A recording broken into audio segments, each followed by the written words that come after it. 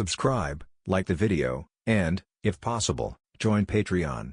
But if you don't have much money, you can support the channel by watching the novels on euroaudiobooks.com. Remember that you can participate in the polls so that your favorite novel gets published for free. Chapter 1. Goldfinger arrived. Am I hallucinating?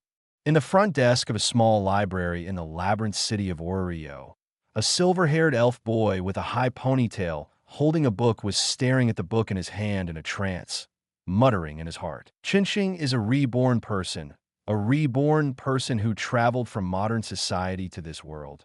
Travel is travel, rebirth is rebirth, the kind of rebirth.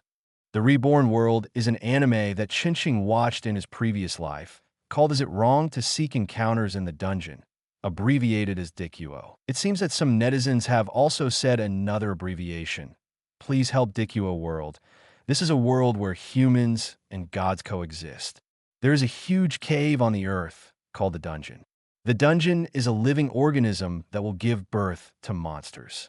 Monsters will rush out of the dungeon and wreak havoc on the earth. Until 1,000 years ago, the gods came down to the world and built a huge fortress city at the entrance of the underground city, which is now the labyrinth city of Oreo.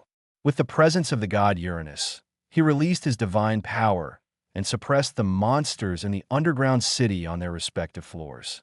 Only then was the disaster under control, and the place where Morningstar is now is the labyrinth city of Oreo. Morningstar became an elf born in the labyrinth city.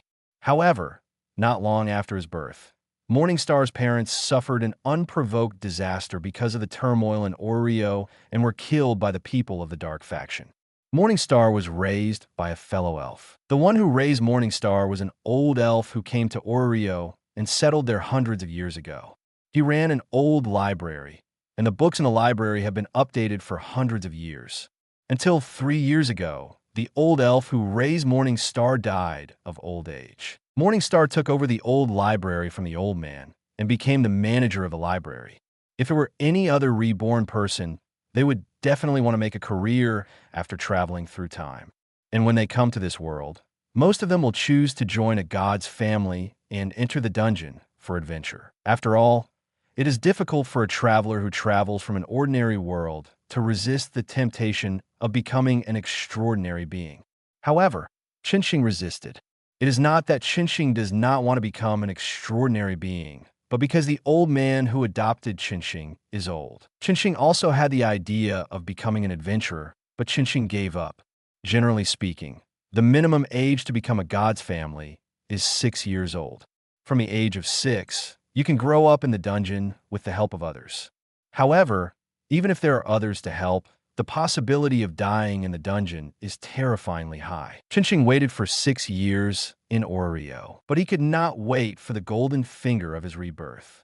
Without the golden finger, Chinching was not sure whether he could survive smoothly in the dungeon. Therefore, when he was 7 years old, Chinching, who had not waited for his golden finger and could not guarantee that he could survive the adventure with the greatest certainty, decisively gave up his idea. If you have a life but no support, you can repay it by cutting off your finger. If you have a life and support, you can repay it by cutting off your head. If you have no life but support, you have no way to repay it. If you have not been born but support, it will be difficult to repay it in 100 generations. The old man is too old and has only a few years left to live. Chinching is not afraid of death, but at least in the last few years of the old man, he cannot die like this. Chinching took care of the old man until the old man passed away 3 years ago. Over the past few years, Chinching's desire to become an adventurer has gradually subsided as time goes by. Now, at the age of 15, he no longer thinks of becoming an adventurer.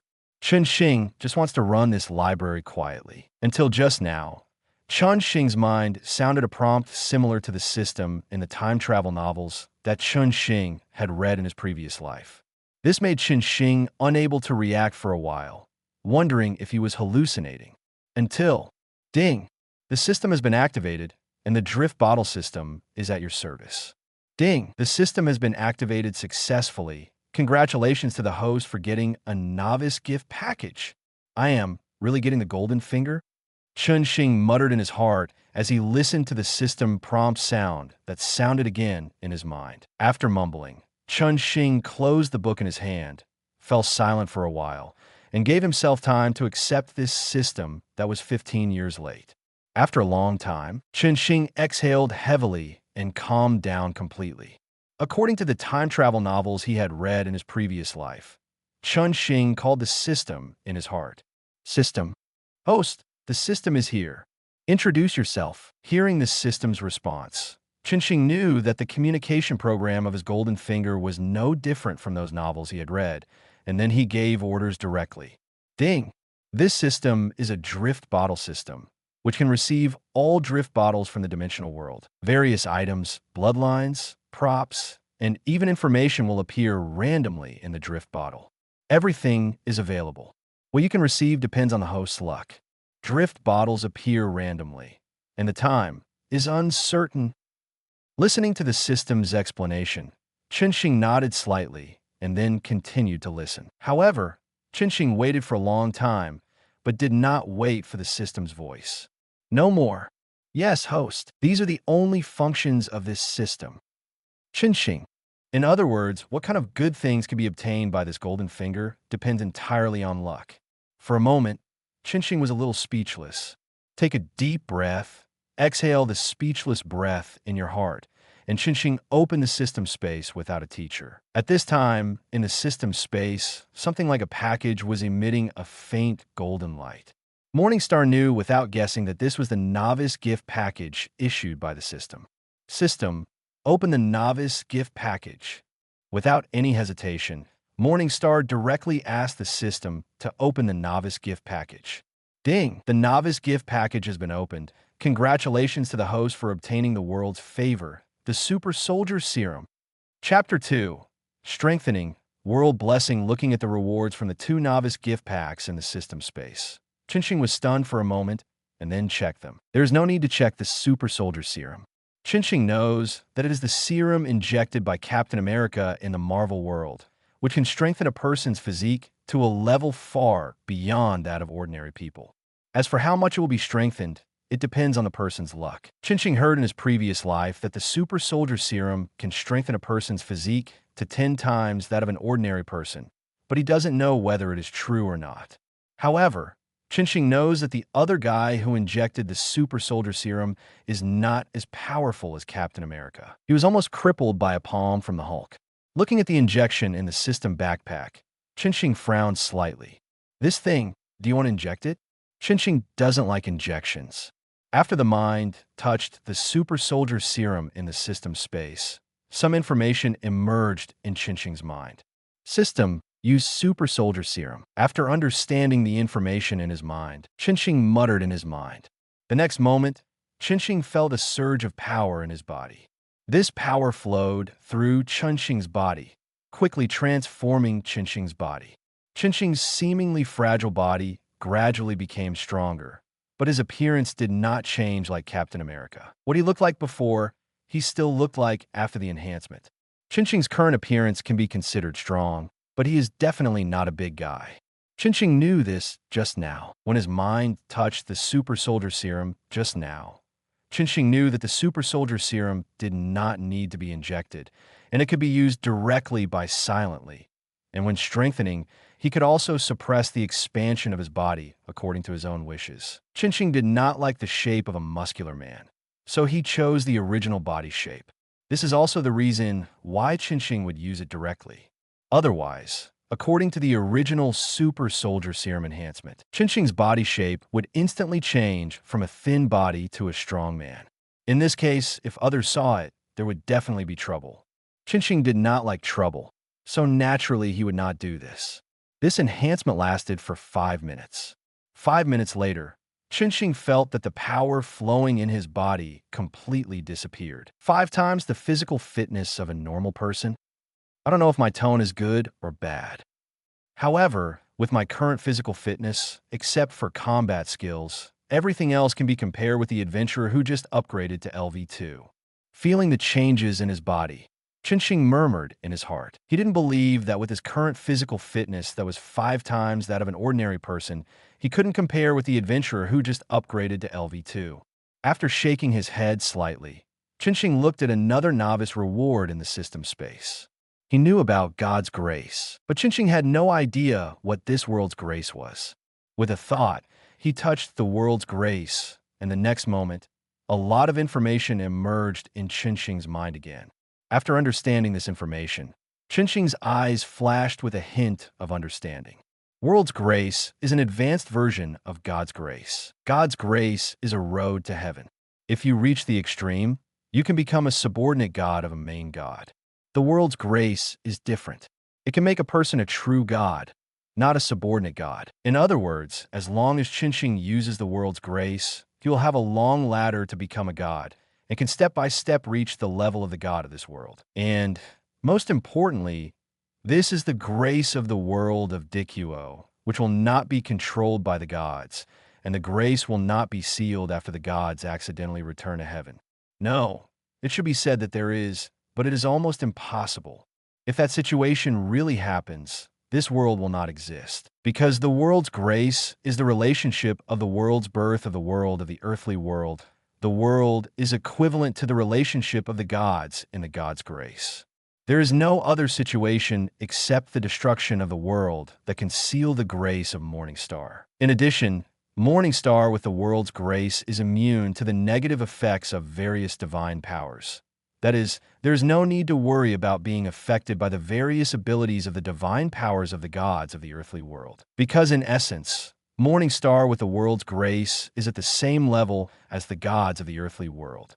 It's just that these gods don't know it. It is precisely because Morningstar with the world's grace is at the same level as the gods of the earthly world that what Morningstar says will not be distinguished by the gods as right or wrong, truth or lies, and the gods cannot see through everything that happens to Morningstar. After understanding this information, Morningstar got up and left the counter without any hesitation, walked towards the inner courtyard, and returned to his room. Morningstar directly chose to use the world's grace. As Chinching received the world's grace, Chinching felt the changes in his body again. His back was slightly hot, and even though he was wearing a milky white long-sleeve shirt, there was still light leaking from the collar. Chinching took off his shirt, then took a piece of paper from the bedside table, stuck it on his back, and silently said, engraving, in his heart, and then took the paper off. Chinching LV1 strength. I0 durability. I0 dexterity. I0 agility. I0 magic. I0 magic skills PS. After becoming a god, magic and skills will be transformed into the authority of God. Looking at the grace printed, Chinching raised his eyebrows slightly, which was no different from the ordinary grace of God. Although Chinching did not sign the grace of God with God, he had read the animation and novels of this world in his previous life and knew the format of the grace of God. The grace of his own world was no different from the grace of God. However, after seeing the small words at the bottom, Chinching's pupils shrank. Divine power? This is not funny. This thing can't continue to be displayed here. Erase it first. Chapter 3, the first drift bottle, the world's grace, not only gave Chinching a road to heaven, but also allowed Chinching to portray the grace of God like other gods and create a family of God. To some extent, Chinching, who now has the world's grace but has not yet become a god, is already a god. However, Chinching does not want to develop a family. At least, Chinching does not have this intention now, because it is very troublesome and cannot be explained. Although he has obtained the world's grace and has the foundation to become stronger, Chinching did not enter the dungeon adventure immediately, but returned to the counter outside to read books again. This reading lasted for several hours, until it was dark and there was no one in the library. Chinching looked outside for a while, then turned off the magic stone lamp, closed the library, and returned to the inner courtyard.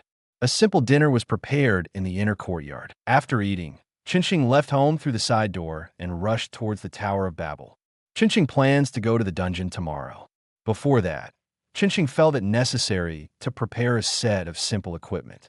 However, Chinching has never paid attention to adventurers since he gave up being an adventurer at the age of 7. So Chinching doesn't know where to buy equipment. There is a department store on the Babel Tower, which has everything, but it's a bit expensive. So Chinching plans to go to the Babel Tower to buy a set of equipment and a few bottles of recovery potions. As for the rest, Chinching doesn't know what to prepare. It would be great if there was an adventurer consultant. I can get information about the dungeon from the adventurer consultant, just like Bell, the protagonist of the original book. Bell got a lot of information from his adventurer consultant, Ana, which helped him a lot and helped him overcome difficulties again and again. However, my situation is very troublesome. I don't belong to any family, but I have my own family. I am both a god and an adventurer, so I can't register for the god's family. It would be great if I had a kind of clone magic. I could create a clone to pretend to be a god and then register a god family. I can only hope for the drift bottle system. Walking on the way to Babel Tower, Chinching muttered silently in his heart. This is the method he thought of, but unfortunately, he doesn't have clone magic. Speaking of which, maybe I can go to the rich hostess to find Lou. She is a second-level adventurer, LV4 peak combat power, very familiar with the dungeon, and gave Belle a lot of advice in the original book. Maybe I can get some information from her. Walking on the way to Babel Tower, Chinching thought silently in his heart. As an elf, Lou should not refuse this request. Of course, even if Lou really refused, Chinching had nothing to say, and the dungeon would still be played. Thinking of this, Chinching turned around and rushed in the direction of the rich hostess tavern. However, after just a few steps, Chinching stopped and turned back to the direction of Babel Tower. Lou is now wanted by the guild. If a stranger comes to her door to ask for information, he will be more likely to be regarded as an enemy. Although his physique is 5 times that of an ordinary person, he is just a small body compared to Lou, not to mention that he can't fight. Forget it. No information, just take it slowly. It took more than 10 minutes for Chinching to arrive at the Tower of Babel and take the elevator to the Tower of Babel. There are all kinds of shops in the Tower of Babel. Even at night, the lights are bright, just like the daytime, which is no different from the shopping malls in Chinching's previous life. After walking around the commercial floor for a long time, Chinching finally found an equipment store. Oh, it's still from the Hephaestus family. I remember that the Hephaestus family had opened several shops in their territory, and now they have opened shops in the Tower of Babel. Is a high-end route? Chinching thought with interest. Chinching didn't worry about not being able to afford it. Chinching has saved a lot of money from opening a library over the years, so buying a set of equipment and a few bottles of potions is not a problem. After casually walking around the store, Chinching chose a set of silver-white light armor. Light armor includes chest armor, hand armor, and knee pads, and then there is no more, which is very simple. Light armor is the most chosen type by new adventurers. There is no way. New adventurers are just ordinary people. Naturally, it is impossible for them to choose heavy armor or plate armor, which are very heavy defensive equipment. After choosing the equipment, Chinching chose a fine long sword, then paid and left the equipment store and walked towards the potion store that he had long been interested in. In the potion store, Chinching bought 6 bottles of potions, 2 bottles of potions to restore physical strength, 2 bottles of potions to restore mental strength, and 2 bottles of healing potions. They are all elementary, and the more advanced ones cannot be squandered at will with Chinching's current financial resources. When Chinching officially starts his adventure, Chinching may be able to achieve potion freedom. With his spoils, Chinching left the Tower of Babel and returned to the library. After a short wash, Chinching went to bed to rest. Recharge your energy, strive for a good mental state, and go to the dungeon tomorrow. However, just when Chinching closed his eyes, the system prompt sound suddenly rang in his mind. Ding! You have a new drifting bottle. Please check it. Morningstar. Such a familiar prompt tone. I feel like I have heard something similar in my previous life. I remembered that in my previous life, when I went to the internet cafe to surf the internet, a pop-up window would appear when the internet fee was almost exhausted, and then a similar prompt would sound. After silently complaining in his heart, Morningstar decisively recited a sentence in his mind. Check it. As Morningstar's voice fell, Morningstar saw a bottle appear in the system space in his mind. Seeing this, Morningstar raised his eyebrows and then opened the drifting bottle. Ding! The drifting bottle has been opened. Congratulations to the host for obtaining the blood limit. Perfect reincarnation eye. Reincarnation eye. This is the advanced pupil technique of the Byakugan in the Naruto world, and it is also named Perfect. Listening to the voice of the system, Morningstar raised his eyebrows slightly and murmured in his heart. Chapter 4. Samsara, the thought sank into the system space. Chunxing's system space was divided into countless grids, just like the game backpacks in his previous life. In one of the grids, there was a ball of light emitting a gentle light. Apart from that, the other grids were empty.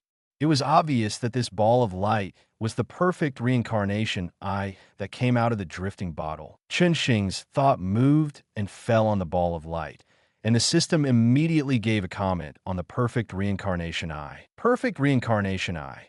After using it, you can obtain all the abilities of the reincarnation eye pupil technique, and it will automatically convert the energy consumed by the user when using the reincarnation eye according to the user's own conditions. The energy has been fixed and cannot be changed. Looking at this explanation, Chunxing raised his eyebrows slightly. After a slight hesitation, Chunxing directly used his thought to click on the ball of light and chose to use it. System, use the perfect reincarnation eye. Ding! The perfect reincarnation eye was used successfully. Congratulations to the host for obtaining the reincarnation eye. As the system finished speaking, Chunxing felt some changes in his eyes, and his body was instantly covered by a light blue light, and the whole person directly entered the reincarnation eye chakra mode. No, for Chunxing, it can only be called the reincarnation eye mode, because Chunxing did not have chakra. After Chunxing obtained the reincarnation eye, the perfect reincarnation eye changed according to Chunxing's current situation. What was supposed to consume chakra now became physical strength consumption. As long as Chunxing's physical strength is not exhausted, he can use the ability of the reincarnation eye continuously. This sudden change did not daze Chunxing. Chunxing accepted this change calmly and began to accept this change. Soon Chunxing sorted out his current situation and sorted out what he had gained after obtaining the reincarnation eye. After obtaining the reincarnation eye, Chunxing obtained various abilities shown by the reincarnation eye in the original work. Reincarnation eye mode. The whole body is wrapped in light blue light, which can release a large number of seeking jades and can use the yin-yang escape technique to create all things. Gravity and repulsion. It can control gravity and repulsion. Soul giving. It can gather the elements of the earth into a huge puppet, give the puppet vitality, and control the puppet to fight. Spirit ball. Condense a ball of light blue light in the palm of your hand and put it into the enemy's body. It can control the will and actions of others, and also obtain the thoughts of others. Light ball. Convert physical strength into energy balls and shoot at the enemy. It can not only devour the enemy's attack, but also penetrate the enemy's body while controlling the light ball to absorb the enemy's physical strength to replenish itself. Reincarnation eye rosary, like the light ball, controls the attack on the enemy, but this thing can release 9 at a time. It is used purely for attack and cannot absorb physical strength, but can develop various extended skills, such as Rosary Shuriken and Rosary Light Cannon, etc. P.S. Find out for yourself. This is not a waste of words. Space control can control all the materials in the surrounding space to attack, whether it is wind, fire, thunder, and lightning, or vegetation on the earth. As long as it is within a certain space range, it can be controlled and space channels can be made. As long as there are marked places, space channels can be made to connect, which consumes a lot of energy. Then it is the ultimate move of the reincarnation eye. Silver Wheel Reincarnation Explosion and Golden Wheel Reincarnation Explosion. Silver Wheel Reincarnation Explosion. Control the seeking jade to rotate, cover the power of the reincarnation eye to form a silver light circle in it, and then launch a huge tornado from the light circle to crush everything. Golden Wheel Reincarnation Explosion. Transform the seeking jade in the hand into a huge sword of light, destroying everything in its path. The power depends on the physical strength consumed by the user. The greater the consumption, the stronger the power. Feeling so many abilities he has mastered, Chunxing's face remains unchanged, and he exits the reincarnation eye mode, with his eyes slightly changing.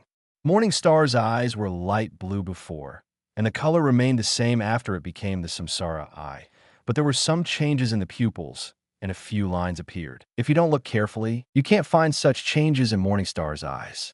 After a moment of hesitation, Morningstar took out a piece of paper from the bedside table, took off his shirt, updated his grace again, and then engraved the grace. Morningstar LV1 Strength, I0 Durability, I0 Dexterity, I0 Agility, I0 Magic, I0 Magic Skills Rinnegan.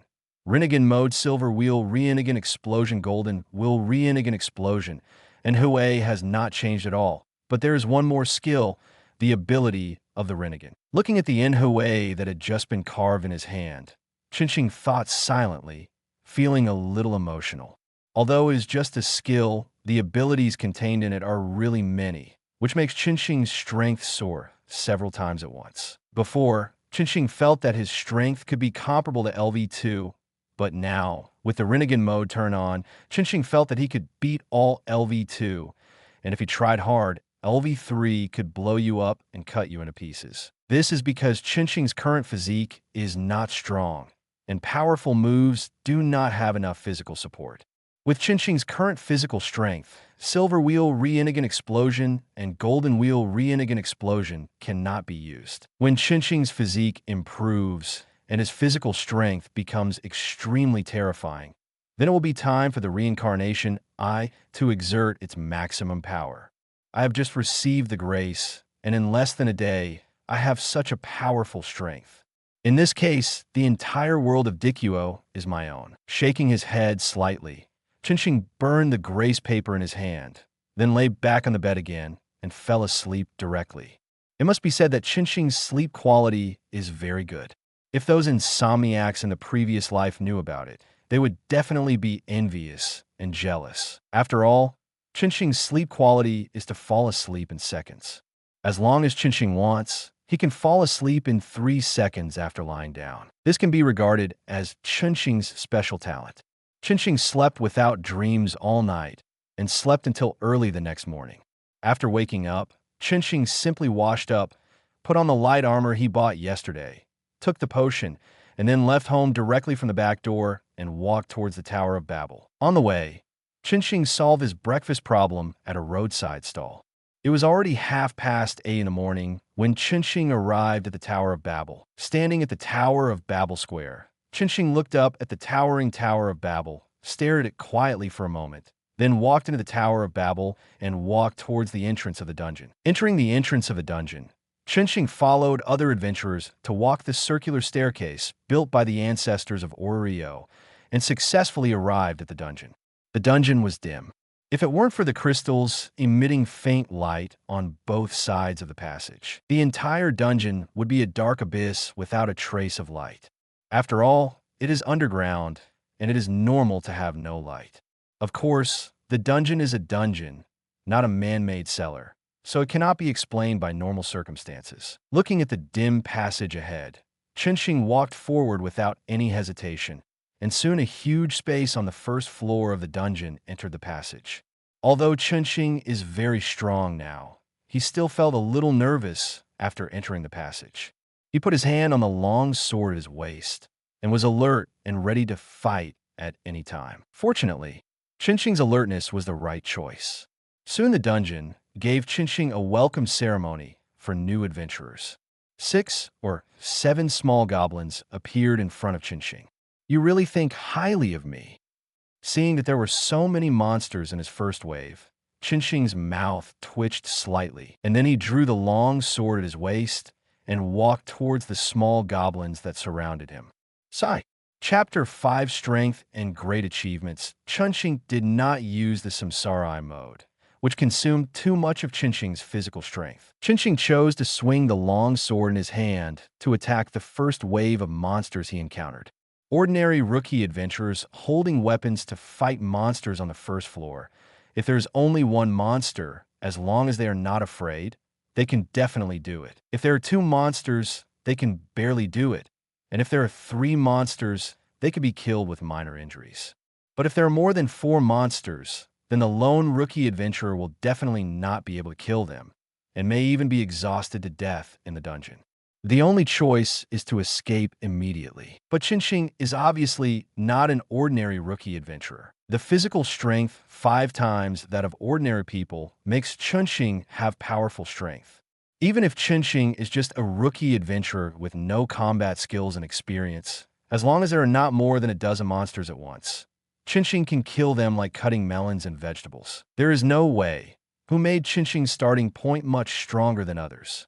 6 or 7 small goblins were chopped down by Morningstar before they could even touch the corner of his clothes, leaving only tiny pieces of magic stone. Such a one-shot fight is not conducive to Morningstar's training of his combat skills. For a new adventurer like Morningstar, training combat skills is the most important thing to do. So, after a brief thought, Morningstar took out the map he bought from the prop shop of the Tower of Babel and prepared to go to a deeper floor. In a dungeon, if a newcomer does not have a map, then if he wants to enter a deeper floor, he needs to explore slowly by himself. And the map is a combination of intelligence gathered by many adventurers after the raiders, and it is impossible to give it away for free.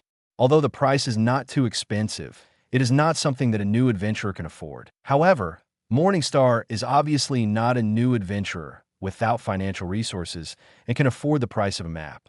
Now Morningstar has no combat skills or combat experience, which is obviously not a good thing for adventurers. Now Morningstar can directly crush the monsters, but when encountering an enemy of equal strength, without strong combat skills, he will definitely be defeated. The monsters on the first floor are obviously not enough to support Morningstar to practice combat skills and accumulate combat experience, and Morningstar does not want to suppress his strength. So Morningstar is ready to go to deeper floors. Try one floor at a time, until the monsters on a certain floor can be used to practice combat skills and accumulate combat experience. Then stop at that floor. Moreover, the deeper the floor, the larger the magic stone fragments dropped after the monsters are killed. Following the instructions on the map, Morningstar quickly found the passage to the new floor. Morningstar stepped in and passed through the dim passage to the second floor. However, Morningstar did not stay on the second floor for too long. After killing the monsters on the second floor, he continued to move towards the third floor. Because the monsters on the second floor still could not cause Morningstar any trouble. Then came the third floor, the fourth floor, the fifth floor, and the sixth floor. After trying one floor at a time, Morningstar spent 4 hours and directly reached the middle floor. Sure enough, my strength has completely surpassed LV1. My current strength allows me to operate at the middle level. After killing the silverbacked ape that rushed over, Chunxing thought silently. Silverback ape, this thing is a very strong monster in the upper and middle layers, and it is also a top existence among the LV1 monsters. However, facing the attack of the silverback ape, Chunxing still did not feel any trouble. Even if several silverback apes besieged him, Chunxing was still at ease. This made Chunxing officially confirm that his strength was definitely higher than LV1. It was just a guess before, and it was not confirmed, but now, Chunxing's guess can be regarded as confirmed. Let's try our best to see if we can kill the Minotaur. In this case, my feat value from LV1 to LV2 will be enough. At that time, as long as the ability value is raised, I can upgrade. Looking at the gradually brightening passage, Chunxing raised his mouth slightly and muttered to himself. Then he began to pick up the magic stone fragments on the ground. The Minotaur is a representative monster in the middle layer, and it is also the first LV2 monster to appear in the middle layer. The adventurer's feat value is not calculated based on strength, but only on level. Of course, this level refers to the adventurer himself, not the monster. Adventurers look at the level. No matter how strong you are, Grace looks at the level. Even if you have the combat power of the first level LV5, but your Grace level is only LV3, then you're LV3. Monsters are simply based on strength. After all, monsters have no grace, and only strength is used to divide monster levels. If an adventurer alone crosses levels and defeats a monster that is stronger than his grace level, then your feat value at this level is basically set in stone. Just like AC in the original book. AC in the original book defeated Eudeos of LV6 at level LV5 alone, thereby accumulating enough experience points in one fell swoop and upgrading from LV5 to LV6. This situation is rare. Most adventurers work together to kill monsters that are stronger than themselves, share the feat value equally, and slowly accumulate feat value. Since the creation of Oreo, it has rarely happened that a person could defeat a stronger monster by relying on his own strength and fill up his feat value at once. In the original work, only Oda, Ace, and the protagonist Belle showed this. However, Ace and Belle relied on themselves. Their potential was super explosive, and they legitimately defeated monsters stronger than themselves by crossing levels. Oda was a little bit watered down. As an LV7, Chardo had a problem with his body because he swallowed the meat of Behemoth. When his condition declined, he let Oda go and was defeated by Oda. Morningstar now wants to do this. With Morningstar's current strength, as long as he works hard, it should be no problem. Morningstar is now on the 13th floor. There is no Minotaur on this floor. Minotaur will only appear on the 15th to 17th floors. So if Morningstar wants to do this, he needs to go deeper. After taking a look at the time, Chun Xing felt that he still had enough time, and he was not tired at all. He was not afraid of the underground city causing an abnormal incident and sneak attack, so he took action directly and headed for the deeper floors. Chapter 6. The Power of Samsara, I mode. It took more than half an hour for Qinxing to reach the 15th floor. Along the way, the bag of magic stones on Qinxing's waist became much bigger, all of which were selfless contributions from monsters. However, is it okay? Looking at the long sword in his hand, Qinxing was a little worried. At this time, the long sword in Qinxing's hand was seriously worn out, and he didn't know if it could withstand the damage of the next battle. There was no way, who made Qinxing never think of coming to the middle level at the beginning, let alone fighting with Minotaur. The weapons he bought were all weapons used by novice adventurers. The quality was considered excellent among the novice equipment, but it was only the quality of novice ordinary. Along the way, Qinxing used this long sword to cut many monsters, causing great wear and tear on the long sword. If it doesn't work, just use the reincarnation eye to kill the Minotaur directly. Looking at the long sword in his hand, Qinxing rubbed his chin and finally made a decision. If possible, he wanted to continue to hone his fighting skills. But in this situation, it seems that some conditions do not allow it. If the sword in my hand can't hold up when fighting with the Minotaur, I will directly activate the Samsara mode and kill the Minotaur in seconds. I'll buy a third-level weapon when I go back. Qinxing said to himself and took a step forward. Should we say that the 15th floor is worthy of the Minotaur's territory? Not long after Qinxing left, the dungeon couldn't wait to give birth to Minotaur, and 3 of them appeared at once. The Minotaur is very large, more than 2 meters tall, and has a strong physique. Each of them holds a stone axe in his hand, with red eyes and a thick nose. As soon as they appeared, the 3 Minotaur stared at Qinxing, and then took a step to rush towards Qinxing, full of oppression. If it were an ordinary LV1 adventurer, facing this aggressive 3-headed Minotaur, he would have been scared to death. But Morningstar is not an ordinary adventurer. Facing the 3 fierce Minotaurs, Morningstar's eyes condensed slightly, his body sank slightly, and then he rushed forward in 1 step. In the blink of an eye, Morningstar had already collided with the Minotaur, and the long sword in his hand collided with the stone axe of one of the Minotaur. In an instant, Morningstar felt a strong force coming from the weapon in his hand. That was the power of the LV2 monster. This power spread along the long sword in Morningstar's hand to Morningstar's hand, giving Morningstar a strong sense of oppression. Morningstar felt it, and this power was no different from his current strongest power. Sure enough, my power has reached the LV2 level. Feeling the power from the long sword, Morningstar murmured in his heart. However, at this moment, a clear click sound came into Morningstar's ears. The corner of Qinxing's eyes unconsciously swept in the direction of the sound, and saw the small crack on the sword, and the corner of his mouth twitched. Sure enough, this sword has reached its limit from the first level to here, and it is impossible to continue fighting. It is estimated that if it hits 1 or 2 more times, this sword will be scrapped.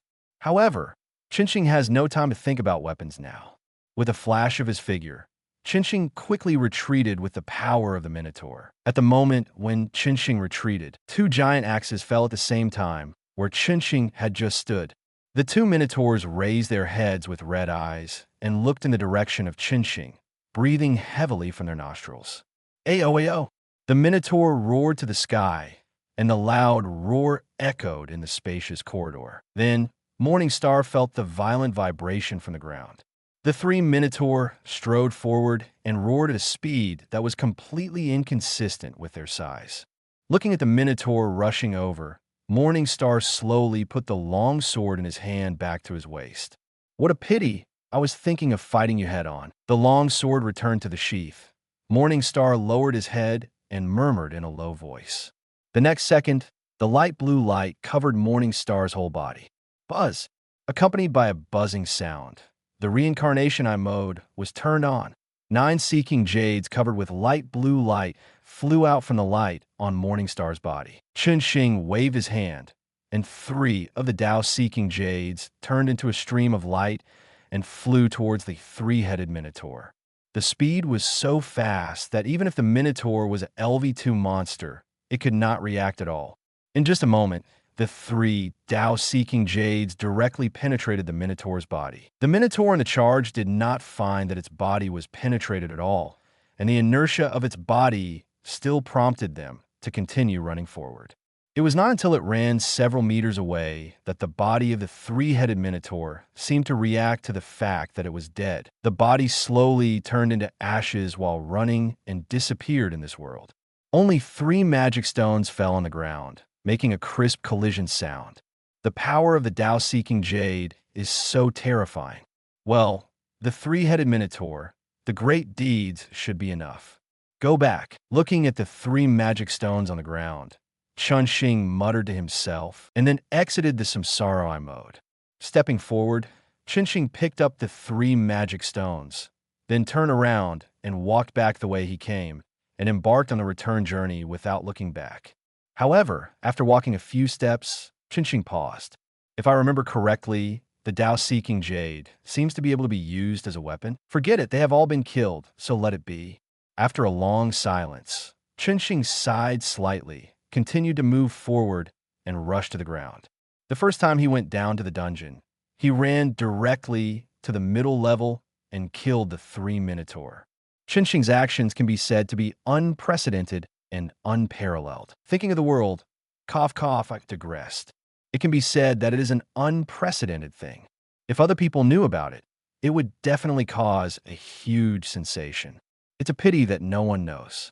Chapter 7, The Only Friend. It was already evening when Chinching returned to the ground. Chinching went to the Tower of Babel and went to the exchange in the Tower of Babel to exchange magic stones for Wallace. There are 2 magic stone exchange platforms in Oreo. One is the guild, and the other is the exchange in the Tower of Babel. If you go to the guild to exchange, the amount of exchange will be recorded, and if you exchange frequently and in large quantities, the staff of the guild will talk to you and ask about your family. After all, the gods' families need to pay taxes according to the level and harvest of the family to survive in Oreo. If you go to the exchange in the Tower of Babel, the guild will not know the harvest of the family. This is also what many families who hide the level of their family and the level of their family members will do. However, the exchange rate of exchanging magic stones in the exchange in the Tower of Babel is naturally not comparable to that of the guild, and the exchange will charge a handling fee for the exchange. It can be said that each has its own advantages. If you exchange in the guild will notice your harvest, which will be recorded, and you will need to pay taxes every month. If you exchange it at the exchange, the guild will not know your turnover, and naturally, the tax you need to pay will be greatly reduced. The guild cannot control the exchange. However, most families will not go to the exchange to exchange. Only those families who want to hide the level of family members and those families who like to do things secretly will do so. For example, the Hermes family. There are also those dark factions that hide their identities. Morningstar's current situation is quite special. Naturally, it is impossible to exchange it at the guild, so it can only come to the exchange to let the exchange make money. It must be said that the gains from exchanging magic stones for Wallace are really rich. Morningstar only went down the dungeon once and got a magic stone of Wallace worth more than 100,000. 100,000 Wallace is almost catching up with half of Morningstar's accumulation over the years. The Wallace that Morningstar has saved over the years is only more than 200,000. The next dungeon can be compared with half of Morningstar's accumulation over the years. No wonder so many people are involved in the dungeon strategy. Fortune is sought in danger. Of course, this is only Morningstar. For other new adventurers, it would be good to have a few thousand Wallace in the next dungeon. After exchanging Wallace, Morningstar walked towards the store where he bought the equipment before. The longsword bought here last night has been scrapped, and he needs to buy a new weapon next. Morningstar is going to buy a third-level weapon, otherwise he will not be able to cope with the next adventure strategy. Morningstar's strength is LV2, and the upper-level monsters can no longer meet Morningstar's growth. Next, Morningstar's adventure will focus on the middle level. If he continues to use the weapons of the level he bought last night, no matter how many weapons he bought, it will not be enough for Morningstar. Although Morningstar can use the Seeking Dao Jade as a weapon, that thing consumes too much physical strength. Although he killed the three-headed Minotaur in one go before, that blow consumed a lot of Morningstar's physical strength. Unless it is absolutely necessary, Morningstar does not want to use the Seeking Dao Jade as a weapon to fight. Try to save as much energy as possible in the dungeon. After all, the dungeon is a big deal, and it will give you a blow when others are in trouble. Just like the Hestia family in the original book who were given monsters by the Jinyu Lei family. Morningstar doesn't want to put himself in danger. Although the light ball in the Samsara I mode can absorb the enemy's physical strength, it is not enough to make ends meet. And Morningstar can't use this carbug. Aurario's weapons have 4 levels, namely ordinary weapons, third-level weapons, second-level weapons, and first-level weapons. Most of the prices of ordinary weapons are within 100,000, while the prices of third-level weapons are around 100,000 to 1 million. The second level is tens of millions with a wide range. And the first-level weapons are as high as hundreds of millions with different upper limits. Like the Sword of Despair of the Sword Princess Ace of the Loki family and the Great Spirit of the Nine-Demon Princess Lavilia, they are high-level weapons with more than hundreds of millions of Wallace. The Sword of Despair of Sword Princess AIC has no specific value, but as AIC's special weapon, its price is definitely more than hundreds of millions. And the magic staff of the Great Elf in the hands of the Nine-Demon Princess Lavilia is as high as hundreds of millions. Morningstar does not need a third-level extreme weapon, just a third-level weapon with a price of about 100,000. Just make sure that it will not break when dealing with middle-level monsters because it cannot withstand the power of middle-level monsters. The matter of choosing a weapon is not complicated. Morningstar quickly chose a weapon that is both exquisite and practical. After paying the money, he left the weapon shop in the Tower of Babel. As for potions, Morningstar did not use potions in the dungeon today, so there is no need to replenish them. After leaving the Tower of Babel, Morningstar quickly returned to the library. However, after returning to the library, Morningstar saw a figure. "Morningstar, where did you go today? I can't find you here." The big-breasted Lolita, who was wearing a white one-piece backless dress with a blue ribbon tied in front of her body, which set off her tall figure and had twin ponytails on her head, ran towards Morningstar as soon as she saw Morningstar and said with concern, "That's right. The one who appeared in front of Morningstar was none other than the heroine in the world of Dikuo, the goddess of the hearth, Hestia. This guy came to the lower world a few months ago and began to appear in Morningstar's library a month ago, and then he frequently came to the library to read books. After a month, Morningstar also got familiar with Hestia. Because of his rebirth, Morningstar was incompatible with this world, and the old man spent many years to make Morningstar feel a sense of belonging to this world. However, even so, Morningstar's personality is still a bit withdrawn, and he doesn't like to talk to people. He has almost no friends in Oreo, and Hestia is the only one. I went out for something, so I didn't open the library." Morningstar smiled and explained, "I'm glad you're all right. I've never seen you close the library before. I thought something had happened. Sasa, open the door quickly. I want to make up for yesterday and today while there's still time." Hearing what Chinxing said, Hestia was relieved and then urged Chinxing to open the door, saying with anticipation, "The library run by Chinxing is the most complete library she has found since she came to the world. is simply a treasure for her. She will feel uncomfortable if she misses a day. Although it is very late now, she still wants to read for a while. It's so late. Forget it, I'll open the door for you now. Seeing Hestia like this, Chinching wanted to say something, but the words stopped at the tip of his tongue, and he went straight to open the door. Chapter 8: Hiring Hestia. As soon as the door opened, Hestia ran in and quickly got into the neat and orderly group of bookcases. Watching this scene, Chinching shook his head slightly, then walked in and turned on all the magic stone lamps in the entire library. Hestia wanted to read without turning on the lights, and I don't know what she was thinking. After taking a look at Hestia, who had already chosen the books and sat at the desk to read, Chinching ignored her and walked towards the backyard. After making a casual meal of fried noodles, Chinching came out with 2 plates of fried noodles. Here, read after you finish eating. Chinching pushed one of the plates to Hestia and greeted her. Hestia often reads so much that she even forgets lunch and dinner, so Chinching always prepares a portion for Hestia when cooking. Thank you, Chinching. Hestia was not polite and picked up the chopsticks and started eating. According to the customs of Oreo, tableware is knives and forks, but Morningstar is not used to these, so he prepared chopsticks. Hestia was very surprised when she saw chopsticks at first. She had seen this thing before at the place of godfriend Takanari, but only Takanari used this thing in Oreo. It is said that it is because Takanari is in the Far East and people there use chopsticks to eat. Hestia did not expect Morningstar to use chopsticks as tableware, but it was just a little surprised, and then Hestia did not care at all. Hey, Hestia, I will be very busy recently, and I don't have time to take care of the library. Otherwise, you can come here to be an administrator. I will give you a salary of 20,000 Wallace every month. How about it? Morningstar asked Hestia while eating. This is what Morningstar thought of while cooking just now. Now that he has become an adventurer, his focus will be on adventures, and he will not have time to open the library. But this library is one of the oldest libraries in Oreo, and it is also the library left by the old man. So, it is not easy to abandon it directly.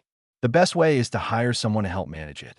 If you let someone else manage it, you need to find someone who can make you feel at ease and will not mess up the library. And the only person you can trust is your only friend Hestia. It just so happens that Hestia also likes to read books, so letting Hestia be the administrator is a win-win situation. Hestia can read books and get a salary, and you can go to the dungeon to adventure without worrying about the library. Really, hearing what Chinching said, Hestia paused while eating, then quickly looked up and forgot to come over in surprise. Yeah, really? Chinching nodded and replied, I do. After confirming that Chinching was not joking, Hestia hurriedly agreed. She likes reading books very much, especially the books here in Chinching, which makes her unable to put them down. But sometimes she needs to work and can't come here every day. Now Chinching has given her such a job where she can read books and get paid. How could she refuse? Okay, here is the key.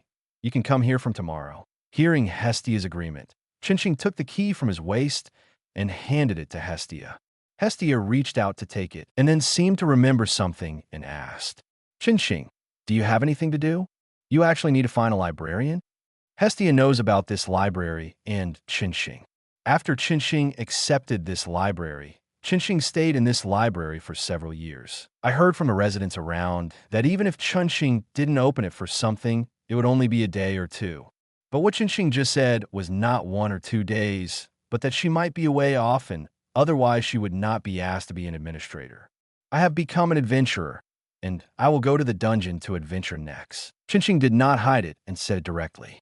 Hestia is his only friend in Oreo, and Morningstar doesn't want to hide this from Hestia, nor will he lie to Hestia. Morningstar, you became an adventurer?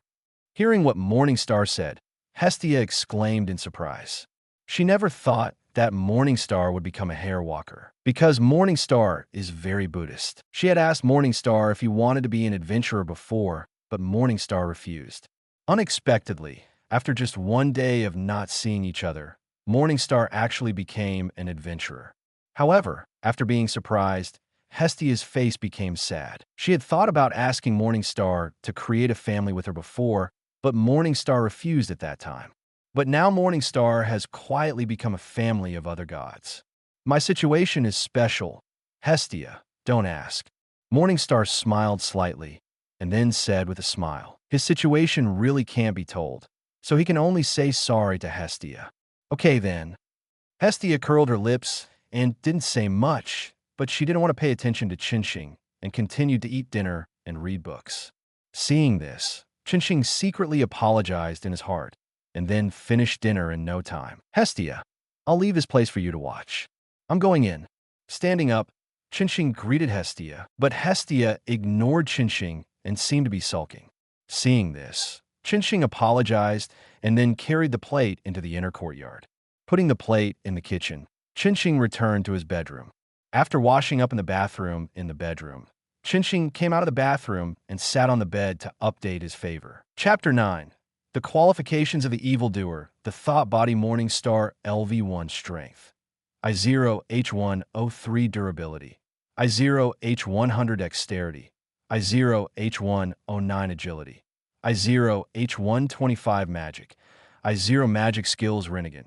Rinnegan Mode Silver Wheel Reinnegan Explosion Gold Will Reinnegan Explosion. Oh.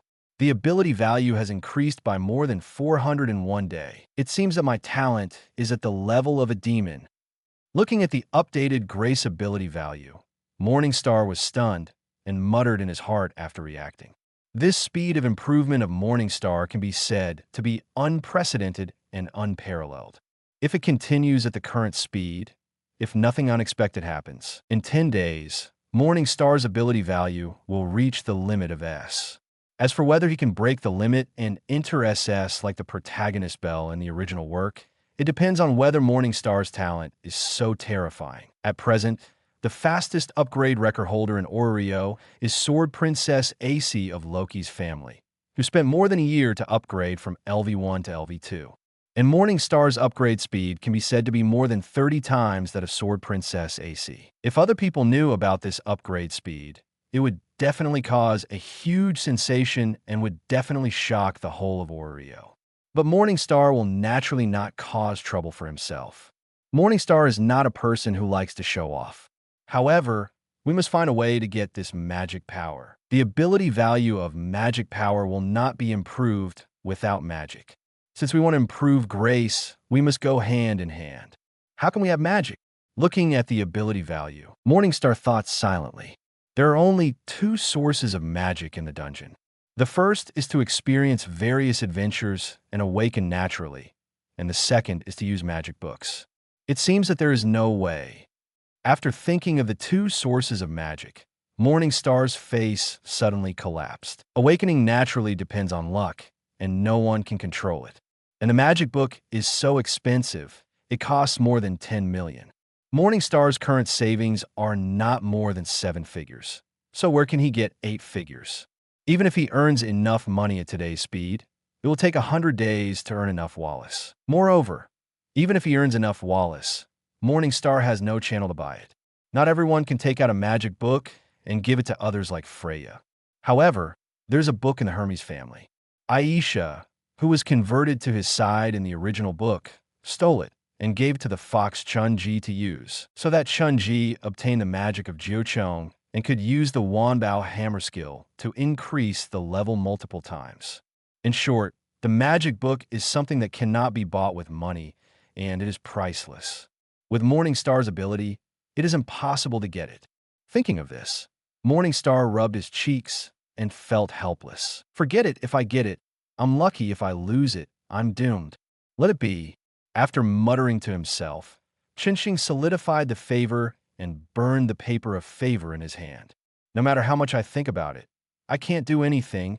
It just adds to my troubles. After burning the grace paper, Chinching was ready to leave the room and go to the library in the front yard.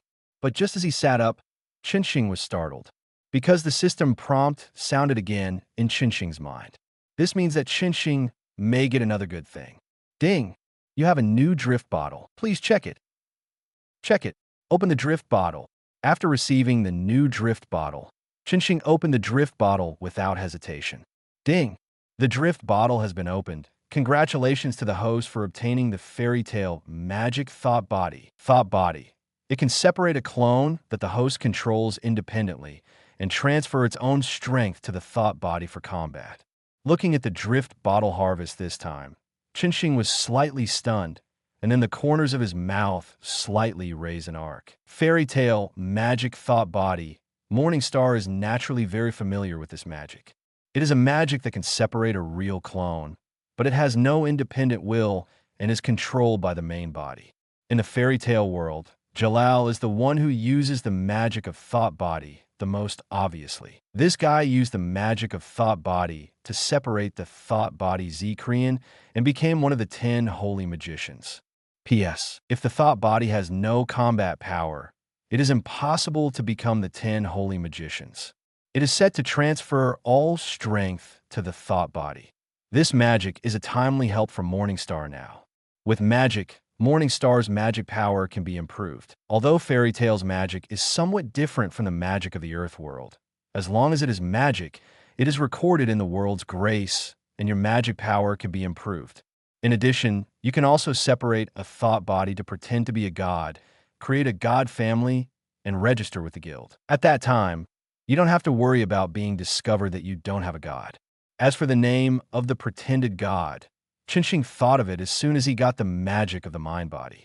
His name is Qinxing, and the name of the main god of the family he founded is Lucifer. Qinxing, who has read almost all the libraries, knows very well that there is no biblical pantheon in this world, and he doesn't have to worry about being exposed when using this god. Of course, the reason for doing this is that the gods in this world don't know how many gods there are, and no one dares to be sure whether the god who suddenly appeared has been sleeping in the past or hiding somewhere as a squatter. Yes, it's you, the squatting stove goddess. So suddenly adding a god will not make people feel that there is anything wrong. Even when Qinxing wants to do something that he doesn't want others to know his identity, stealing, he can also use the magic of the mind body. Solving 2 problems at once, Qinxing is in a good mood. Quickly accept the harvest this time and fully master the magic of the mind body. Then, Qinxing moved his mind and directly used the magic of the mind body. A figure walked out of Qinxing's body, gradually took shape, and finally turned into Qinxing's appearance. Looking at the thought body in front of him that was exactly the same as his own, Qinxing thought for a moment, and then his mind moved and changed the appearance of the thought body. In an instant, the appearance of the thought body was turned upside down, and it had nothing to do with Qinxing at all. Looking at his masterpiece, Qinxing nodded with satisfaction. Immediately, Qinxing took back the thought body and walked out of the room. On the way to the front yard, Qinxing, who was passing by the kitchen, heard the sound in the kitchen. Following the sound and walking in, Qinxing found that Hestia was wearing a scarf and washing the kitchen utensils and dishes that Qinxing had used when cooking just now.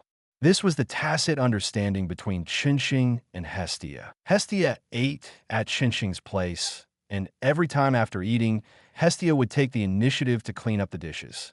Hestia. Looking at Hestia, who was washing the dishes, Qinxing shouted, "What?" Hestia turned around and looked at Qinxing in confusion. "You are now the library administrator. Pick any room in the inner courtyard." Qinxing smiled and said what he wanted to say. Hearing Qinxing's words, Hestia was slightly stunned, and then her eyes sparkled. Really? Chapter 10 Aegina that night. Hestia lived directly in Morningstar's house. At this time, Hestia had been driven out by Hephaestus. Otherwise, she would not have gone to work odd jobs. Hephaestus gave Hestia an underground church as a temporary residence, and then ignored Hestia. Although the underground church can shelter from the wind and rain, it can't be compared with Morningstar's house after all. So after hearing Morningstar say that she can choose a room in the inner courtyard as her bedroom, Hestia quickly cleaned up the dishes and then ran to choose a room in a hurry. Finally, she chose a room with a better location. And this has to say that Morningstar's home is spacious. With hundreds of years of inheritance, the area of the library is very large, and the inner courtyard where Morningstar lives is also very large, with many rooms. There's always been only one person living there. Before, it was the old man, and now it has become Morningstar. Now it has finally ushered in a new resident. One night passed quickly. The next morning, Qinxing woke up early. "Then I'll leave the library to you." Standing at the door of the library, Qinxing said to Hestia, who was yawning. This guy was so excited about having a new residence yesterday that he could hardly sleep. It seemed that he didn't go to bed until 3 or 4 in the morning. Now he's as sleepy as a puppy. But Chinching doesn't care about this. Hestia can be sleepy, and it doesn't matter if she dozes off later. After all, no one will come to make trouble. I'll leave it to me. Hestia yawned and replied. Chinching didn't say much, nodded, and walked towards the Pantheon. Since he decided to create a family, he naturally had to register with the guild. Soon, Chinching came to the vicinity of the Pantheon.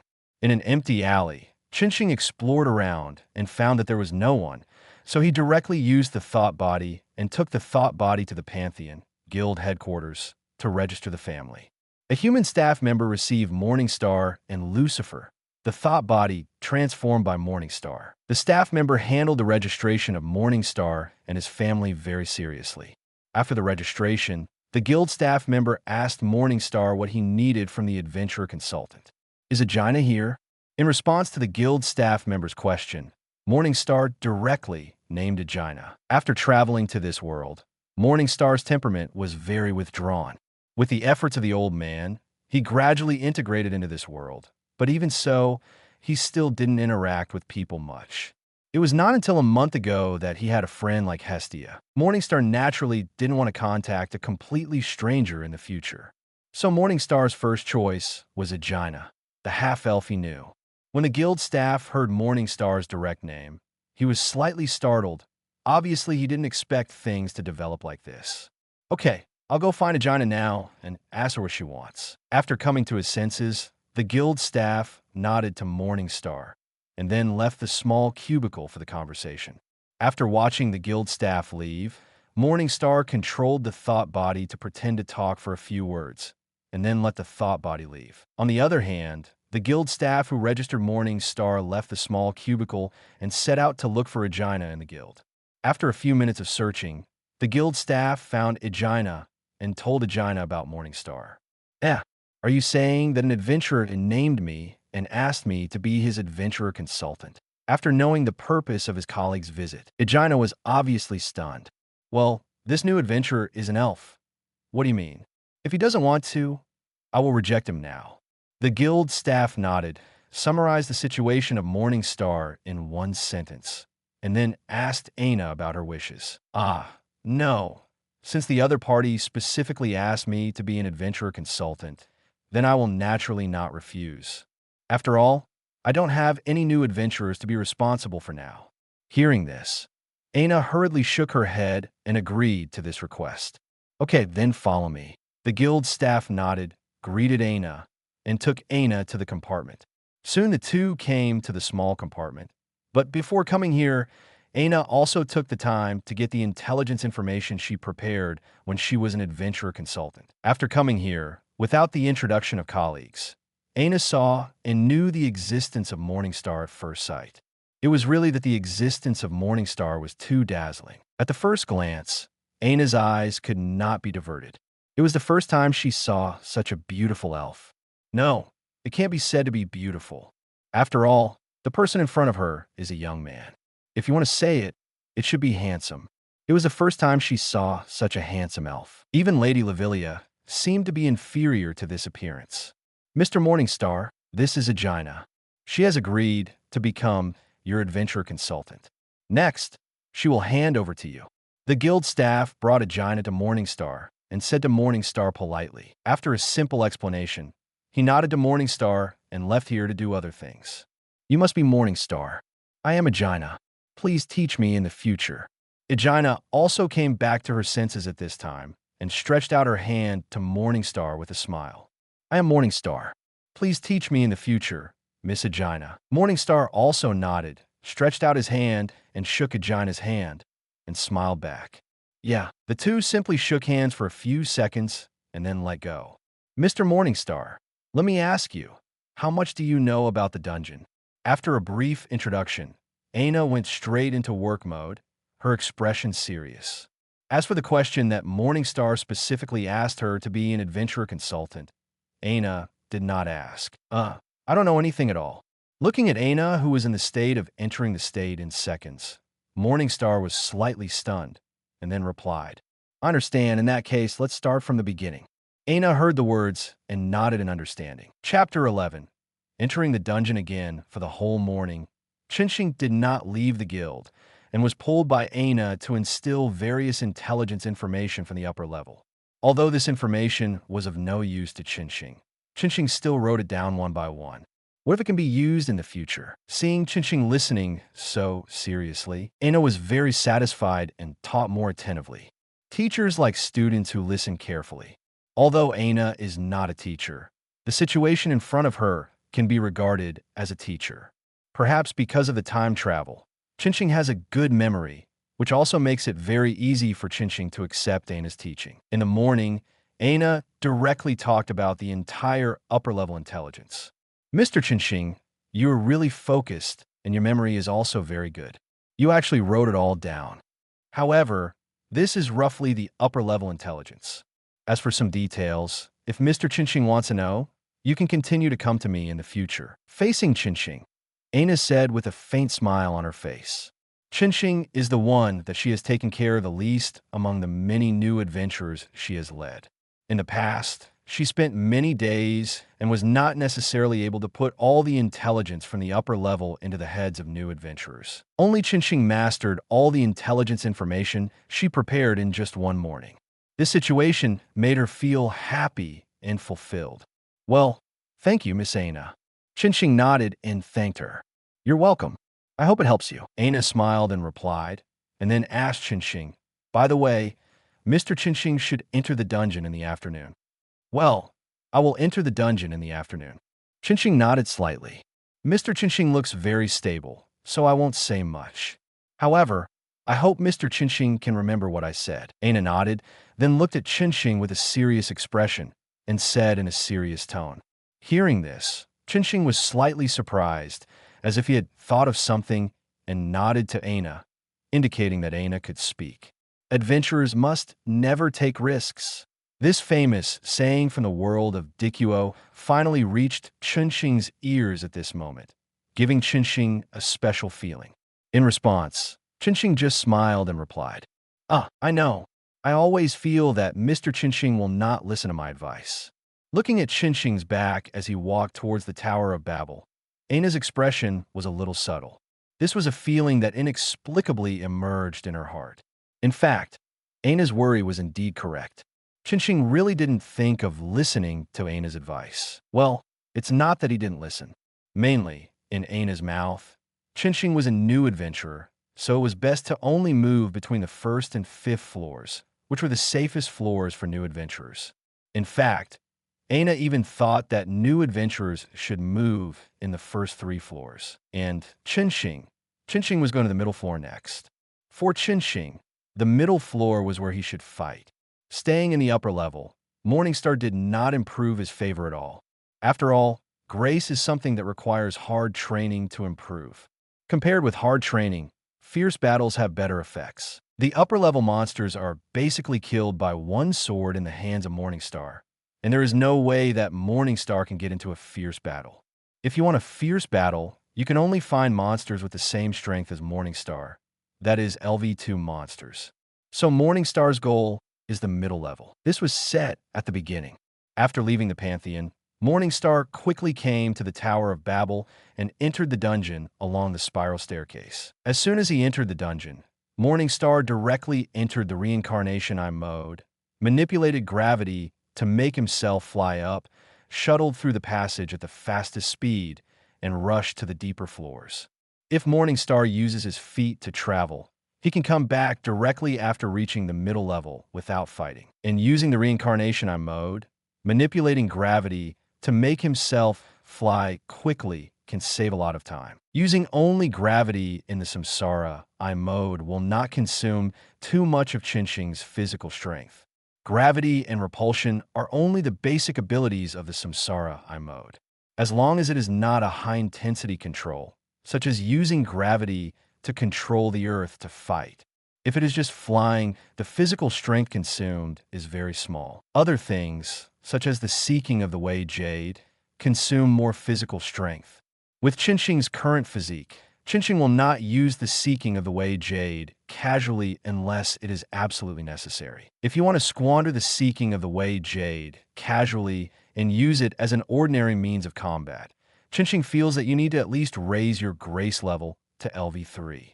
Don't think that you don't need to continue to consume physical strength after the seeking of the Wei Jade is made. It takes continuous physical strength to maintain the stability of the seeking of the Wei Jade, and it is impossible for Chinching to squander physical strength to make the seeking of the Wei Jade to fight before reaching LV3. The azure light flashed quickly in the dim passage. Morningstar could walk through an entire floor and enter the next floor almost every 5 minutes. It took Morningstar just over an hour to walk through 14 floors and reach the 15th floor. Minotaur, I'm back again. Standing on the ground of the 15th floor, Morningstar narrowed his eyes slightly and murmured in a low voice. Then, Morningstar took a step and began to move on the 15th floor. Whether or not to encounter monsters is up to the dungeon. There is really no way for Morningstar to do this. If he wants to encounter monsters, he can only put his hope on the dungeon.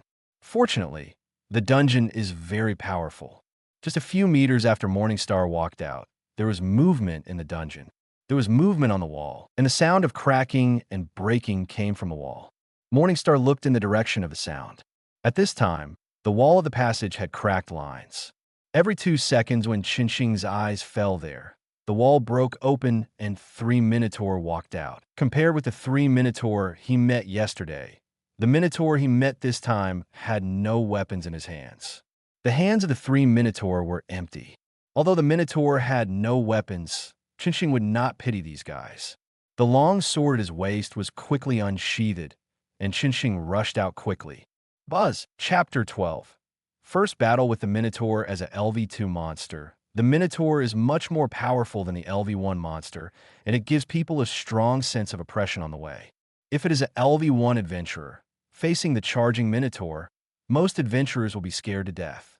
However, this is only for other LV1 adventurers. For Morningstar, it is completely within control. The weapon on the waist is unsheathed, and Morningstar squats slightly, and the next second it bursts out like a cannonball. Morningstar is much faster than the Minotaur, under the effect of repulsion, and the distance between the Minotaur and Morningstar is not far. It is almost in an instant that Morningstar's figure appears in front of one of the Minotaur. The long sword in his hand is raised high, and then it is chopped down with the force of thunder. Swish! A crisp tearing sound was heard, and a deep wound was torn on the body of the Minotaur, and the huge body kept retreating under this attack, and the ground was thumping. Just when Chinching hit the Minotaur hard, the other 2 Minotaur took the opportunity to attack Chinching. The black fist hit Chinching's temple. The speed was so fast that even Chinching was a little surprised. But Chinching was not a vegetarian. When the attack was launched, Chinching was on guard against the other 2 Minotaur. Therefore, the attacks of the 2 Minotaur had no chance to fall on Chinching. Chinching controlled the repulsion and applied the repulsion to his body, and flew backwards quickly. Without the target of Chinching, the attacks of the 2 Minotaur directly faced each other, and the 2 black fists collided with each other. It seemed that because of the full-strength attack, the attacks of the 2 Minotaurs collided with each other, and severe pain came from the fists. Under this pain, the 2 Minotaurs roared unconsciously and retreated backwards at the same time. Watching the 2 Minotaur retreat, Chinching completely ignored the 2 Minotaurs and rushed towards the Minotaur that he had just attacked. Take advantage of your illness to kill you. In an instant, Chinching's figure turned into a blue stream of light and passed by the other 2 Minotaurs and appeared in front of the Minotaur who was severely injured by Chinching. Although this Minotaur was severely injured by Chinching, he also reacted in these few seconds. When Chinching appeared in front of him, this Minotaur ignored the injuries on his body and waved his fists to hit Chinching. However, it seemed that due to the injury, the movements of this Minotaur were not as good as those of the 2 before, and were a little slower. Morningstar just slightly turned his body and easily avoided the attack of the Minotaur. Then he swung the weapon in his hand from bottom to top. Swish!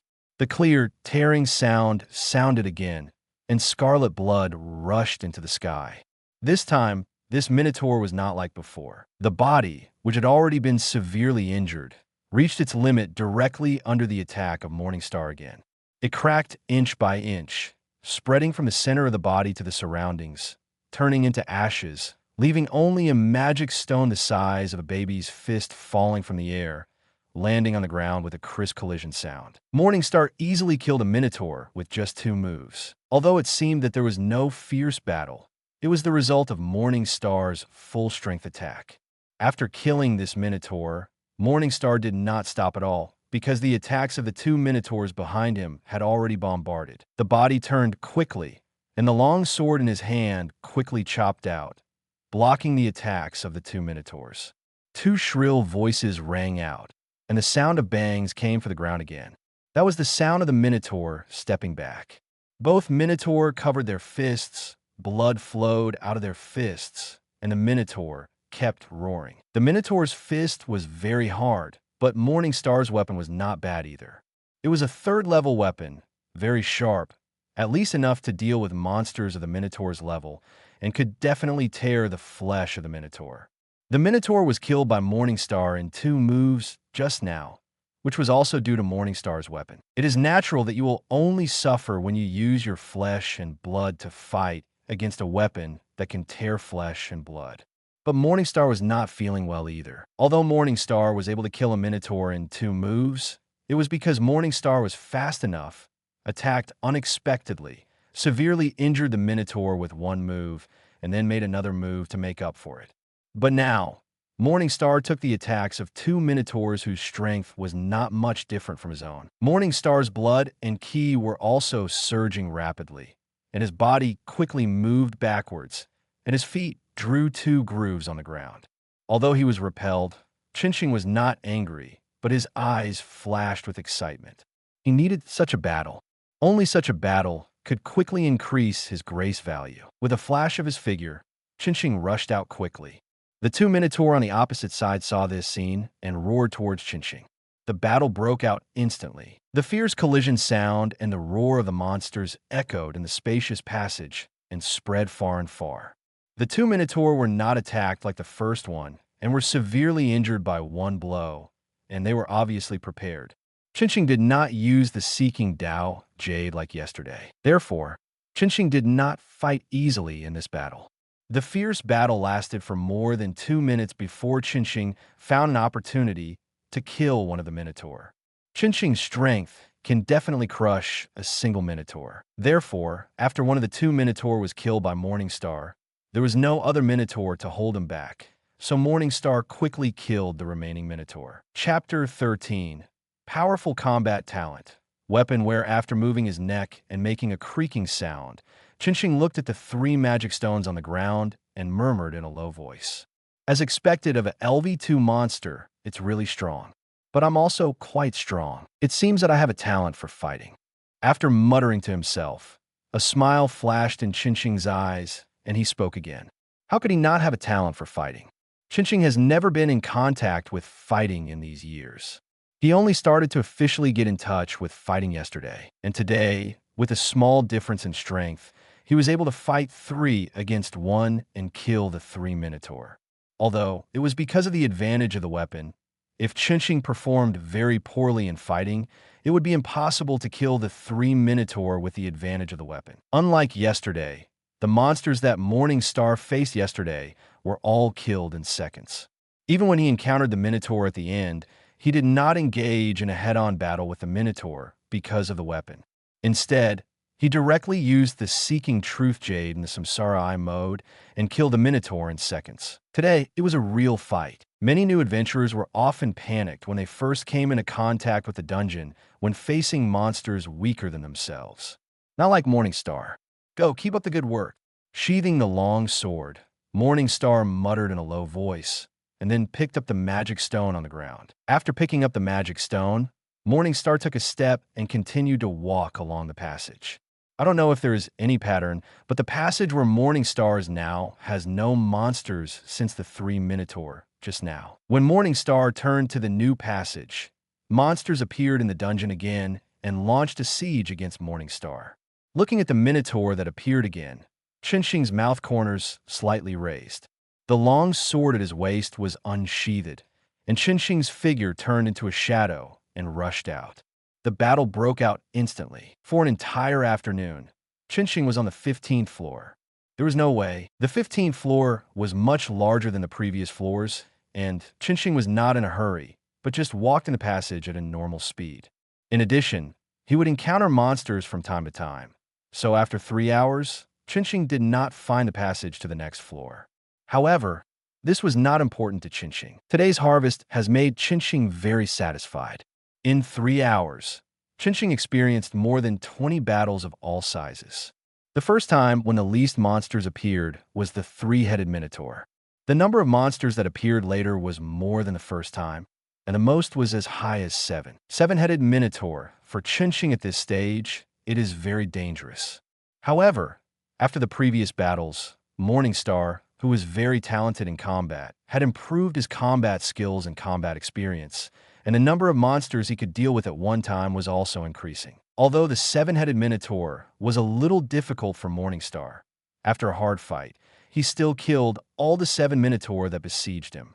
Oh, let's go back. Looking at the different bags on both sides of his waist, Morningstar muttered to himself. There was a small shoulder bag hanging on the left side of Morningstar's waist, which contained the potion that Morningstar bought the night before. Now the small shoulder bag has deflated. You don't have to guess that the potion inside has been used up. On the left side is a bulging package, which contains Morningstar's harvest in the past few hours. According to Morningstar's understanding of the exchange of Wallace last night, these magic stones can be exchanged for about 300,000 Wallace. Compared with yesterday, it has tripled, and this is the case that Morningstar only fought in the middle layer for a few hours. If Morningstar came to the middle layer early in the morning, it would definitely be 6 or 7 times more in a day instead of 3 times now. Of course, this is just an estimate. Even if Morningstar came to the middle layer in the morning, he would not get such a big harvest. After all, it was only 3 hours, and the recovery potion prepared by Morningstar had run out. This means that Morningstar has no supplies. Without supplies, Morningstar will not continue to stay in the dungeon. If the dungeon catches the opportunity and encircles and suppresses him, like the protagonist Bell and others in the original work, it will be dangerous. Let's prepare more potions when we get back. Also, the weapons need to be maintained. After killing more than 100 Minotaurs in this day, even the 3rd level weapons are worn out a lot. Looking at the long sword in his hand and the slightly dim blade on the long sword, Qinshing touched his chin and thought. Because it was still early, Qinshing did not use the reincarnation I mode to travel, but traveled at the fastest speed in his normal state. Traveling in normal state is naturally not comparable to the reincarnation I mode, but there is not much difference. It took Qinshing 2 hours to return to the ground. During this time, he also dealt with several waves of monsters that were born near him while traveling in the upper layer, and obtained some magic stone fragments. As soon as he returned to the ground, Qinshing went directly to the exchange of Babel Tower. The magic stones dropped by upper-level monsters are very different from those dropped by middle-level monsters. The magic stones dropped by upper-level monsters after being killed can only be called magic stone fragments, which are very small. The magic stones in the middle layer can be called magic stones, and they're all in pieces. Qinshing is going to deal with the magic stones dropped by the Minotaur in the middle of the exchange. As for the magic stones obtained in the upper layer on the way back, he will go to the guild to exchange them. It just so happened that Aina was worried about him and asked him to go to the guild after he came back.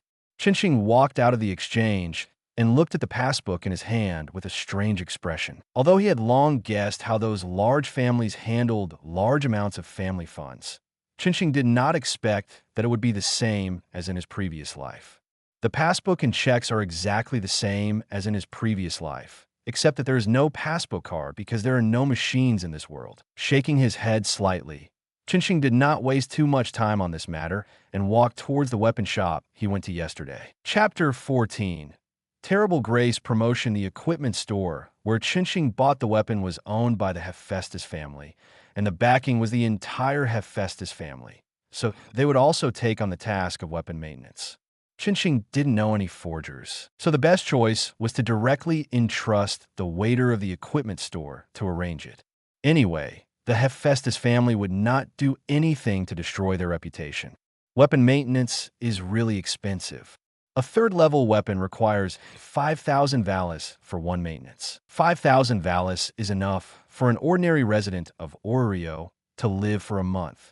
However, it is expensive for a reason. This third-level weapon has brought a lot of convenience to Qinxing.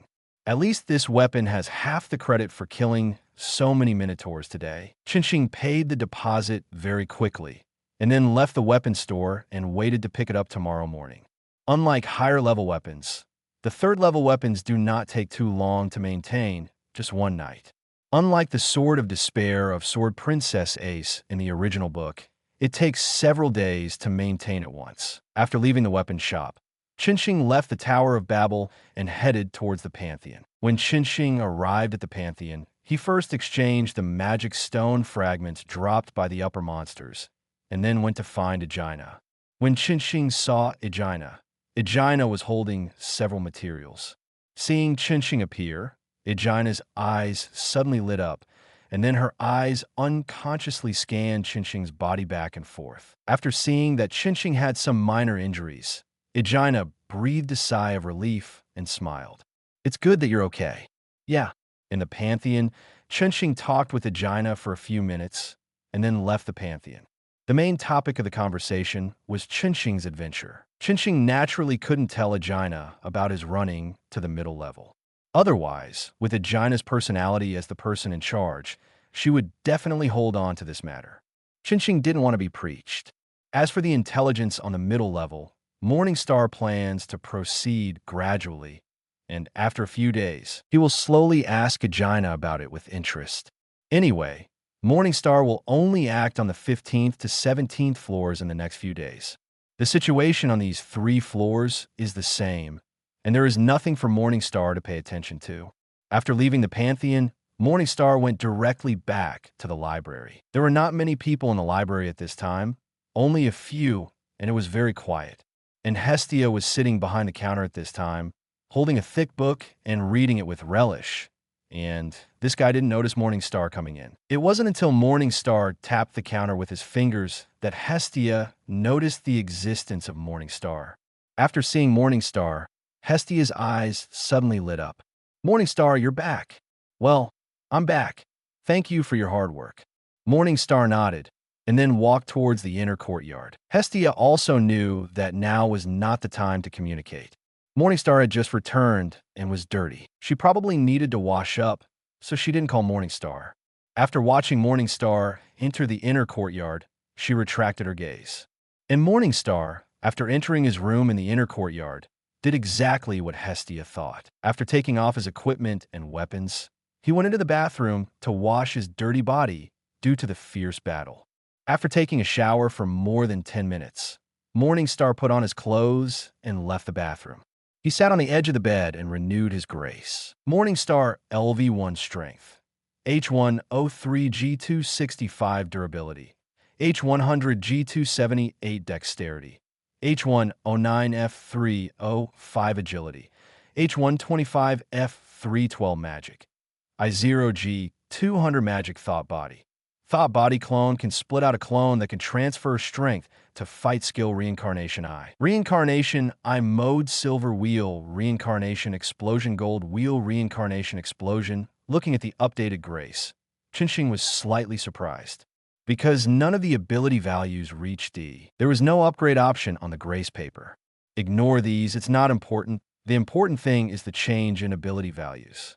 I didn't expect that after only fighting for a few hours today, the ability value has increased more than yesterday. Especially Dexterity and Agility have directly jumped 2 levels, from H to F. The magic power directly increased from I to G. Qinxing was not surprised at all. Because of the Thought Body magic, Qinxing opened it all day today and split out the Thought Body to let it stay on the ground. The Thought Body does not move, and the magic power consumed will be very small, even less than Qinxing's self-recovery. Therefore, it did not have much impact on Qinxing. But even so, since the Thought Body was not removed from morning to night, the amount of magic power consumed was also very large. But Qinxing himself was recovering all the time, so the consumption was not noticeable. Therefore, judging from the talent he showed yesterday, Chinching was not surprised at all that he improved so much in one day. But the improvement of several other items surprised Chinching. Is it because the battle today was too intense, so I got a strong training? Looking at the changes in ability values, Chinching muttered to himself, "It's not something that can't be revealed, so there's no need to mutter in his heart. I'll know if I try tomorrow." After muttering again, Chinching burned the grace paper and then solidified the grace. After updating the grace, Chinching left the bedroom and came to the kitchen. As usual, he prepared 2 breakfasts and took them out. It was already evening when Chinching returned to the ground, and it was completely dark when he returned to the library. In addition to the time Chinching spent washing and cooking, everyone in the library had left at this time. The door of the library was closed, and Hestia was inspecting the library to make sure nothing happened. Hestia saw Chinching bringing dinner out. However, Hestia did not come over, but completed the inspection diligently and made sure that everything was normal in the library before sitting down next to Chinching. It seems that letting you be the library is the right choice. Looking at Hestia sitting in front of him, Chinching smiled and said, "Of course, I will manage the library, so you can rest assured." Hestia heard the words, immediately raised her hands and chest, and said proudly, while speaking, her chest was surging. Chinching was unconsciously attracted a little bit of attention, but quickly retracted his gaze before Hestia found out. "Chinching, you look like you came back. Today's adventure is very intense. Tell me about it." Hestia picked up the chopsticks and ate dinner directly, while eating and looking at Chinching curiously. "Oh, okay, I'll tell you something." Chinching didn't refuse and started talking while eating dinner, but he was talking about what happened yesterday. Chapter 15. A distinguished guest's visit Morningstar has the world's grace, and his status is the same as the gods of this world, but he has not grown up yet. So even if Morningstar lies to the gods can't hear anything. While eating dinner, Hestia listened to Morningstar's adventures with relish, her eyes full of curiosity. In the end, when she heard Morningstar say that he had used up all the potions today and had to stop adventuring and come back early, Hestia thought of something. "Morningstar, I have a god friend who is a god of medicine. He is also an Oreo and makes potions for a living. If you need potions, I could try to ask for you and see if I can sell them to you at a lower price. Do you need it?" Hestia thought of her god friend Mai and immediately said to Morningstar, "If Morningstar needs it, she will go to Mai to talk about it later." Just now, Morningstar said that he didn't know where to buy potions and could only go to the Tower of Babel, which was extremely expensive, so she recommended Mai's Tianqing shop to Morningstar. It can not only help Morningstar save money, but also give Mira business, killing 2 birds with 1 stone. Sure. Where is your god friend's medicine shop?" After hearing this, Morningstar was slightly stunned, and then agreed. Even if Hestia didn't mention it, Morningstar was also going to ask Hestia. The things in the Tower of Babel are generally much more expensive than those outside, so Morningstar is not going to sell them there for a long time. If he goes to the Tower of Babel, he can just go to the exchange to exchange magic stones. As for buying supplies and equipment, it's better to buy them outside. After the equipment, Morningstar plans to go directly to the territory of the Hephaestus Familia to buy from the Hephaestus Familia, and the potion is Mira's Tianqing shop. Hephaestus and Mira are both god friends of Hestia, so Morningstar plans to ask Hestia. Morningstar doesn't need to ask about the equipment. After all, the Hephaestus Familia has a great reputation, and Morningstar also knows the location of its base camp. However, Chinching didn't know where Mai's Tianqing shop was, so he needed to ask Hestia. "I'll take you there after dinner." Hestia nodded and replied, "Okay." Chinching nodded in agreement. Then, the two quickly finished their dinner, then left the library and walked towards Mai's Tianqing shop under the leadership of Hestia. Chinching didn't expect that Mai's Tianqing shop was near Hestia's underground church on the same street, in Northwest Street. Hestia's underground church was near a ruin, while Mai's Tianqing shop was in a remote alley. By the way, Chinching's library was on West Street, which was the adjacent street to Northwest Street. This was also the reason why Hestia found Chinching's library. It was too close. The two went around and around, turning several corners, and finally came to the Tianqing shop. The Tianqing shop is a single-family building. In front of the shop hangs a family emblem with a healthy human limb. I'm here to see you. The door of the shop was not closed. There was a bead curtain inside the door. Hestia pushed aside the bead curtain and walked in directly, reminding the owner inside with a loud voice that she was here. Chinching did not hesitate and followed Hestia in. As soon as he entered, Chinching heard a gentle male voice. "Welcome, Hestia. You seem to have not been here for a long time. Why are you here this time?" Chinching looked up and saw two cabinets on both sides of the store, on which various medicines were displayed. And there was a counter facing the door, and inside the counter sat a blue-haired nobleman wearing a gray cloak with extraordinary appearance and noble temperament. This blue-haired nobleman was Mai. Next to Mai was a dog girl with a good figure, delicate face, but very indifferent. This dog girl was the only seedling of the Mai family, Naza Orcus. "Welcome, Lady Hestia." Naza nodded lightly to Hestia, said hello, and then looked at Chinching again. Because Chinching was brought by Hestia, Naza did not say welcome words. "Good evening, Naza." "Hee, I changed to a very good job, so I came to share with you." Hestia replied to Naza with a smile, and then told Mai about her purpose. "What job makes you so happy?" Mai was a little surprised. Hestia had complained to him before that her current job was very troublesome. Now she changed to a new job, and she was so happy. He was very curious about what job it was. Librarian," Hestia announced proudly. "Is it the library you often go to?" Mai understood what he said instantly. "Yeah. By the way, let me introduce you. Morningstar is my good friend and my current boss." Hestia nodded, then pulled Morningstar in front of her and introduced him to Mai and Naza. "I am Morningstar. Please give me more advice." Morningstar nodded slightly and said to Mai and Naza, "Mai, please teach me." Mai also nodded and smiled back. "Naza Oryx, please teach me." Naza also nodded and responded, but compared to Maya's gentle smile, Naza's reaction was not interested. "There is actually another thing I came to see you this time. Morningstar has become an adventurer and will need potions in the future, so I introduced Morningstar to you." After seeing both parties introduce each other, Hestia told her real purpose. As soon as the voice fell, Hestia felt that her eyes were blurred, and Naza, who was originally standing at the counter, disappeared. Glancing to the side, Hestia found that Naza had appeared beside her at this time, holding Morningstar's hands with both hands, looking at Morningstar with sparkling eyes. "Dear guest, I am sorry for not welcoming you." Morningstar. Hestia. Mai.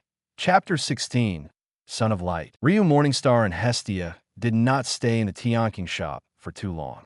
After they made their intentions clear, Morningstar followed Hestia out of the Tianqing shop and went to the underground church where Hestia lived before. Hestia now lives with Morningstar, so naturally she has to come back to pack up her luggage, although it is not much.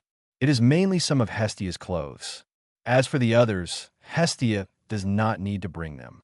With a white package hanging behind her neck, Hestia hums a cheerful tune and jumps on the way back to the library. Morningstar watched this scene from behind with a smile on her face. "Come to think of it, Morningstar, didn't you bring weapons with you in the morning? Why are all the weapons gone after you come back?" At this time, Hestia, who was walking in front, seemed to remember something, turned around and frowned, and asked with concern. "The weapons are seriously worn out, and I gave them to the people in the weapon shop for maintenance." Morningstar explained with a smile. "Is that so?" Hestia nodded suddenly. "Well, I'll get it tomorrow morning." Chinching nodded slightly. Hestia nodded slightly and did not continue to ask, but turned her head away, continued to jump, and turned her head to chat with Chinching from time to time. The two of them talked and laughed all the way back to the library. After returning to the library, Hestia returned to her room, and Chinching also returned to her bedroom. It was already past 9 o'clock in the evening. Chinching leaned on the pillow, picked up the book that Chinching often read on the bedside table, and read it silently. After reading for an hour, Chinching put the bookmark, closed the book, put the book on the through the counter, and prepared to rest. This is Chinching's work and rest routine. In the previous life, Chinching's work and rest routine was messy, and his biological clock was extremely chaotic. After coming to this world, Chinching's biological clock has become normal. Basically, he will not stay up late, and he will rest at around 9 or 10 o'clock. Lying on the bed, closing his eyes, Chinching soon fell asleep. I have to say that Chinching has a very good sleep quality and can fall asleep easily, unlike in his previous life. However, in a daze, Chinching seemed to hear a voice. Ding! You have a new. However, Chunxing, who fell asleep, ignored it completely. The next morning, Chinching opened his eyes on time. Sitting up from the bed, Chinching stretched lazily and then got up and walked to the bathroom. Picking up the toiletries, Chinching began to wash up. While washing up, Chinching looked at the system. Chinching raised his eyebrows slightly. He said that he seemed to hear something when he fell asleep last night. It turned out to be the prompt sound of the system. It's a pity that his sleep quality is too good and he slept too soundly, so he didn't notice it at all. However, since the activation of the drift bottle system, I have received a drift bottle every night. Is this a pattern? I receive a drift bottle every night. Chinching thought while brushing his teeth. Thinking of this, Chinching put down the brush in his hand, picked up the quilt beside him, and started to gurgle, then sprayed it on the sink. He put water in to clean the sink, and then started to put water for washing his face. Let's see in the next few days. If it's like this in the next few days, then the rule is like this. Muttering to himself, Chinching scooped up the water in the sink and rushed it to his face, washing his face. After washing, Chinching came out of the bathroom and looked at the drift bottle that appeared last night. System, open the drift bottle. Ding! The drift bottle has been opened. Congratulations to the host for obtaining a magic book. Magic book. The magic book of the world of Dikuo, which can awaken a magic after use. Looking at this harvest, Chinching slowly typed 3 question marks in his mind. What the hell? I am in the world of Dikuo. Can I still receive the drift bottle from the world of Dikuo? What is this mechanism? Chinching couldn't help asking the system. Host, this system can accept drifting bottles from any world, even the one where the host is. The system gave an answer. After listening to the system's explanation, Chinching was silent, shook his head after a while, and didn't continue to worry about it. Because there is nothing to worry about. Sitting on the bed, Chinching took out the magic book he had just obtained from the system's space and started to read it directly. As soon as he opened the magic book, Chinching felt that his spirit was attracted to a white space. A series of runes that Chinching couldn't understand passed in front of Chinching's eyes, and Chinching fell into the sea of runes unknowingly. When Chinching turned around, a message appeared in his mind. Son of Light, control the element of light, and you can create light attribute magic at will, including attack, defense, and assistance. Feeling the new magic he had obtained, Chinching narrowed his eyes slightly. Such a powerful magic. It encompasses everything and can be created at will. As long as my imagination is big enough, I can create magic related to light. Is this really the magic I can master? Is it because of my unknown talent? Morningstar didn't know why he could get such a powerful magic. Morningstar didn't want to explore it. Since it was his own magic, he just needed to develop it well. After equipping the light armor, Morningstar left the library. Morningstar couldn't wait to go to the dungeon to test his newly acquired magic. When passing by Hestia's room, the door of the room was closed tightly. Hestia didn't seem to get up yet, and Morningstar didn't bother her. After leaving the library, he headed straight towards the Tower of Babel. Morningstar's weapons were still at the Tower of Babel. The people of Hephaestus's family asked Morningstar to pick them up today. They should have been delivered to the Tower of Babel by now. However, on the way to the Tower of Babel, Morningstar paused when passing by the Rich Hostess Tavern. At this time, at the door of the Rich Hostess Tavern, an elf with green hair and wearing the uniform of a Rich Hostess Tavern clerk was sweeping the street in front of the store with a broom. Morningstar recognized the identity of this person at a glance. Lu Liang, a survivor of the Australia clan, ended the existence of the Dark Dawn period. If Lu had not been impulsive at the time and launched a desperate hunt for the Rudra clan, the Dark Dawn period would probably have continued for a while. However, after Lu's desperate hunt, the Dark faction completely quieted down, as if they were frightened by Lu. After that, the Dark Dawn period was completely over. Morningstar had thought about asking Lu for information about the dungeon before, but gave up at that time. Unexpectedly, When passing by the door of the Rich Hostess Tavern today, he actually met Lou sweeping the street at the door. Although he met him, Morningstar did not mean to stop. He just glanced at Lou and then continued to walk forward. After Chinching left, Lou stopped what he was doing and stared at Chinching quietly. For some reason, she felt that Chinching, her compatriot, seemed a little special. It was not only Chinching's beauty, but also other feelings. She felt that Chinching seemed very important to her. This was the feeling she suddenly had.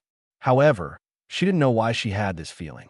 It was obviously the first time she saw Chinching, and it was not even the first time they met. They just passed by each other in a hurry. Why did she have this feeling?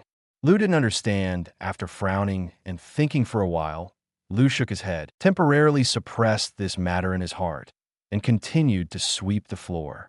Chinching didn't know that he had left such a deep impression in Lou's heart.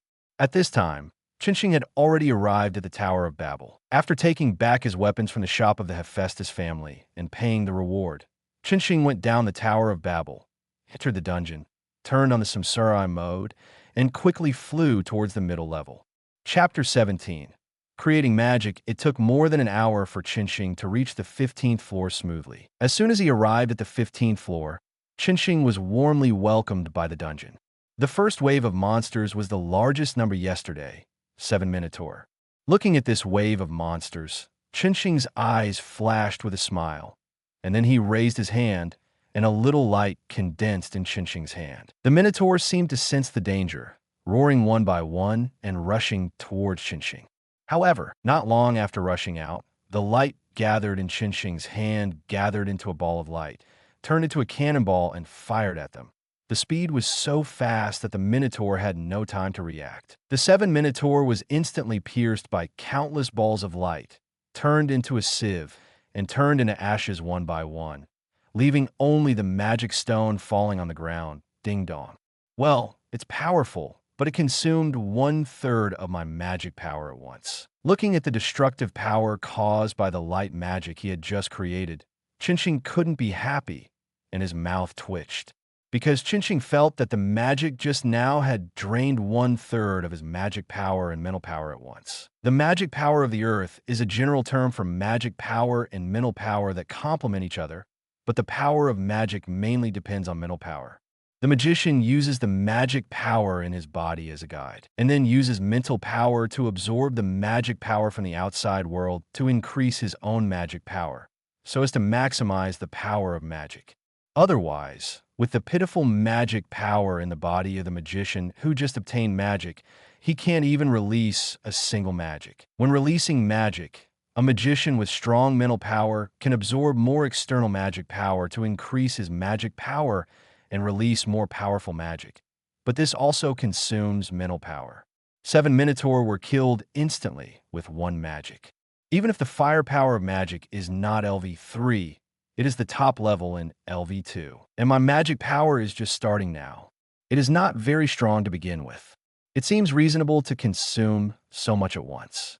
Let's call this magic the wing of light. Next, create another light magic, and then we will fight hand to hand. After naming the magic he just created, Chinching prepared to create another magic and then fight in close combat. You can't do it carelessly when consuming magic and mental power like this. Otherwise, you will be like Belle in the original book who just got magic and used magic casually in the dungeon, which directly exhausted his spirit. Belle in the original book was lucky. After he fainted, the dungeon did not take advantage of the opportunity to enter, and he also met Sword Princess Ace and 9 Magic Princess Lavilia, so he survived safely. Chinching doesn't think he has that luck. After picking up the magic stone, Chinching continued to move forward along the passage. After turning a corner, Chinching encountered the hospitality of the dungeon as expected, and another wave of Minotaur appeared. Speaking of which, is it true that only Minotaur was born on the 15th floor? I didn't encounter any other monsters all day yesterday. Looking at the monsters that roared and rushed towards him after they were born, Chinching thought curiously. Although the area between the 15th and 17th floors is the territory of Minotaur, there shouldn't be only one kind of monster. There should be some other monsters. But he stayed on the 15th floor for 3 hours yesterday and didn't encounter any other monsters. With such doubts, Qinsheng began his new round of magic creation. Raising his hand, as Qinsheng's mind moved, white light spots quickly appeared around him, turning into streams of light and rushing towards Qinsheng. After arriving in front of Qinsheng, the light spots changed, quickly extended, and turned into a series of light rays connected together and finally turned into a transparent crystal barrier. Barrier of light, he murmured in a low voice, and the attack of the Minotaur that rushed over directly fell on the barrier of light in front of Morningstar. The powerful impact fell on the barrier of light, and the barrier of light just swayed slightly, and then there was no movement. The joint attack of the 5 Minotaur was completely unable to shake the defensive magic that Morningstar had just created. Only a quarter of the magic power was consumed. Not bad. Looking at the results in front of him, Morningstar nodded with satisfaction, and then drew out the long sword at his waist in the reflection of the scarlet pupils of the Minotaur outside the barrier of light, and chopped it directly, ignoring the barrier of light, and the sword was draped on one of the Minotaur. The Minotaur that was chopped seemed to be unable to believe that the human in front of him, who was protected in the tortoise shell, actually ignored the tortoise shell and attacked him directly. Before dying, 2 words seemed to appear in the mind of the Minotaur. Old 6, since you can create as I please, you must create magic that is beneficial to me. Do you think I will only create a turtle shell to protect myself? This kind of defensive magic is naturally to maximize the benefits. But I only thought of this in a hurry and forgot to add the thorn anti-armor effect. But this is enough. I can attack you, but your attack will be blocked. We will talk about the magic of the thorn effect later. After killing the first Minotaur, the remaining 4 were frightened and took a few steps back, looking at Morningstar warily. Seeing this, Morningstar smiled and said. However, Morningstar also knew that these Minotaurs could not understand what he said at all, so he did not say any more nonsense, and rushed up with a light barrier that was not yet a small hour, and launched a violent attack on the 4 Minotaur. These 4 Minotaur can be said to be the most frustrated monsters that Morningstar has encountered in the past few days. Being chased and beaten by Morningstar, but unable to attack Morningstar, he could only watch Morningstar's attack cut into him, and watch himself die in Morningstar's hand so aggrievedly, and become the magic stone in Morningstar's hand. It disappeared. After picking up the magic stone, Morningstar found that the barrier of light on him disappeared. I'll create these 2 today. Tomorrow, bring more potions to restore mental power and experiment with more magic. Morningstar put the last magic stone into the bag and said with a smile. Then, Morningstar took another step and moved forward. In the next few hours, Morningstar did not continue to use magic, but honestly used hand-to-hand combat to solve the monsters. Although I bought some more potions to restore mental power last night, these potions are used to restore the mental power consumed in hand-to-hand combat, but there is no extra potion to restore the mental power consumed by using magic. Don't think that hand-to-hand combat does not require mental power consumption. On the contrary, it is also very mentally consuming to concentrate during hand-to-hand combat. Otherwise, Qinsheng would not have used up all the potions to restore his mental strength yesterday. Time passed silently, and soon, a day had passed. Qinsheng set out on the road back home. Chapter 18. Naz's face changes in seconds as soon as he returned to the ground. Qinsheng went to the Tower of Babel and exchanged today's harvest at the exchange and obtained more than 800,000 Wallace. Yesterday, he only stayed on the 15th floor for a few hours and obtained more than 300,000. Today, he stayed on the 15th floor all day, and it was normal to have so much harvest. Looking at the numbers on the passbook, Qinsheng was deeply moved. More than 1 million. If he managed a library to make money, it would probably take 2 or 3 years. As a result, now he got it in 2 or 3 days. No wonder so many people are scrambling to become adventurers and enter the dungeon. It can only be said that there's a reason for this. Shaking his head slightly, Qinsheng put the passbook back into his pocket, left the Tower of Babel, and walked towards the northwest street. The guild does not need Qinsheng to go there often. Just once every 2 or 3 days, show up at Aegina's place and let Aegina know that he is alive. As for now, Qinsheng needs to replenish the potion. Moreover, because of the need to create magic, More potions for restoring mental power and magic power need to be prepared. Morningstar is ready to take out 200,000 Wallace to buy potions for restoring mental power and magic power. After walking for more than 10 minutes, Morningstar came to Mai's Tianqing shop. "Welcome, Mr. Morningstar." At this time, there was only Naza in the Tianqing shop, and Mai was not there. After Morningstar walked in, Naza habitually shouted welcome without looking at Morningstar's appearance. And after seeing Morningstar, Naza called out Morningstar's name somewhat unexpectedly. "Hey, Naza, I'm here to patronize your business." Morningstar waved and said with a smile, "Thank you for your patronage." Naza was stunned for a moment after hearing this, and then a faint smile appeared on her face, and she replied. Immediately, Naza asked about the potion that Morningstar needed. "What potion does Mr. Morningstar need?" "Give me 10 bottles of potion to restore physical strength, and 50 bottles of potion to restore mental power and magic." Morningstar directly threw out a heavy weight. This heavy news stunned Naza, and her pupils widened. Since the decline of the Mai clan, and she was the only member of the clan left, this was the first time Naza encountered an adventurer who bought so many at once. After coming to her senses, Naza's eyes almost glowed, and she quickly flashed out from the counter, grabbed Chinching's hand and walked inside, pressed Chinching on the sofa, and then quickly placed tea and fruits in front of Chinching. "Mr. Chinching, please have it," Naza said politely with a smile. "This is a big customer. You must treat him well, and you can't let this big customer run away." "Chinching, aren't you worried that I can't afford to buy so much?" Seeing Naza's face change at the speed of light and become so polite, Chinching smiled slightly and then asked with interest. As soon as this came out, Naza seemed to remember that Chinching seemed to be a new adventurer. Could he afford so many potions? Thinking about this clearly, Naza's face suddenly collapsed, and her face was full of regret. "I won't tease you anymore. I can afford the potion. Go prepare it." Seeing Naza's expression, Chinching smiled and said, "Really?" Naza's smile returned. "Yeah." Chinching nodded and then handed the passbook out from her pocket. Naza took the passbook and looked at it, and her eyes lit up immediately. She quickly returned the passbook to Chinching, said something to Chinching, and ran out to prepare the potion.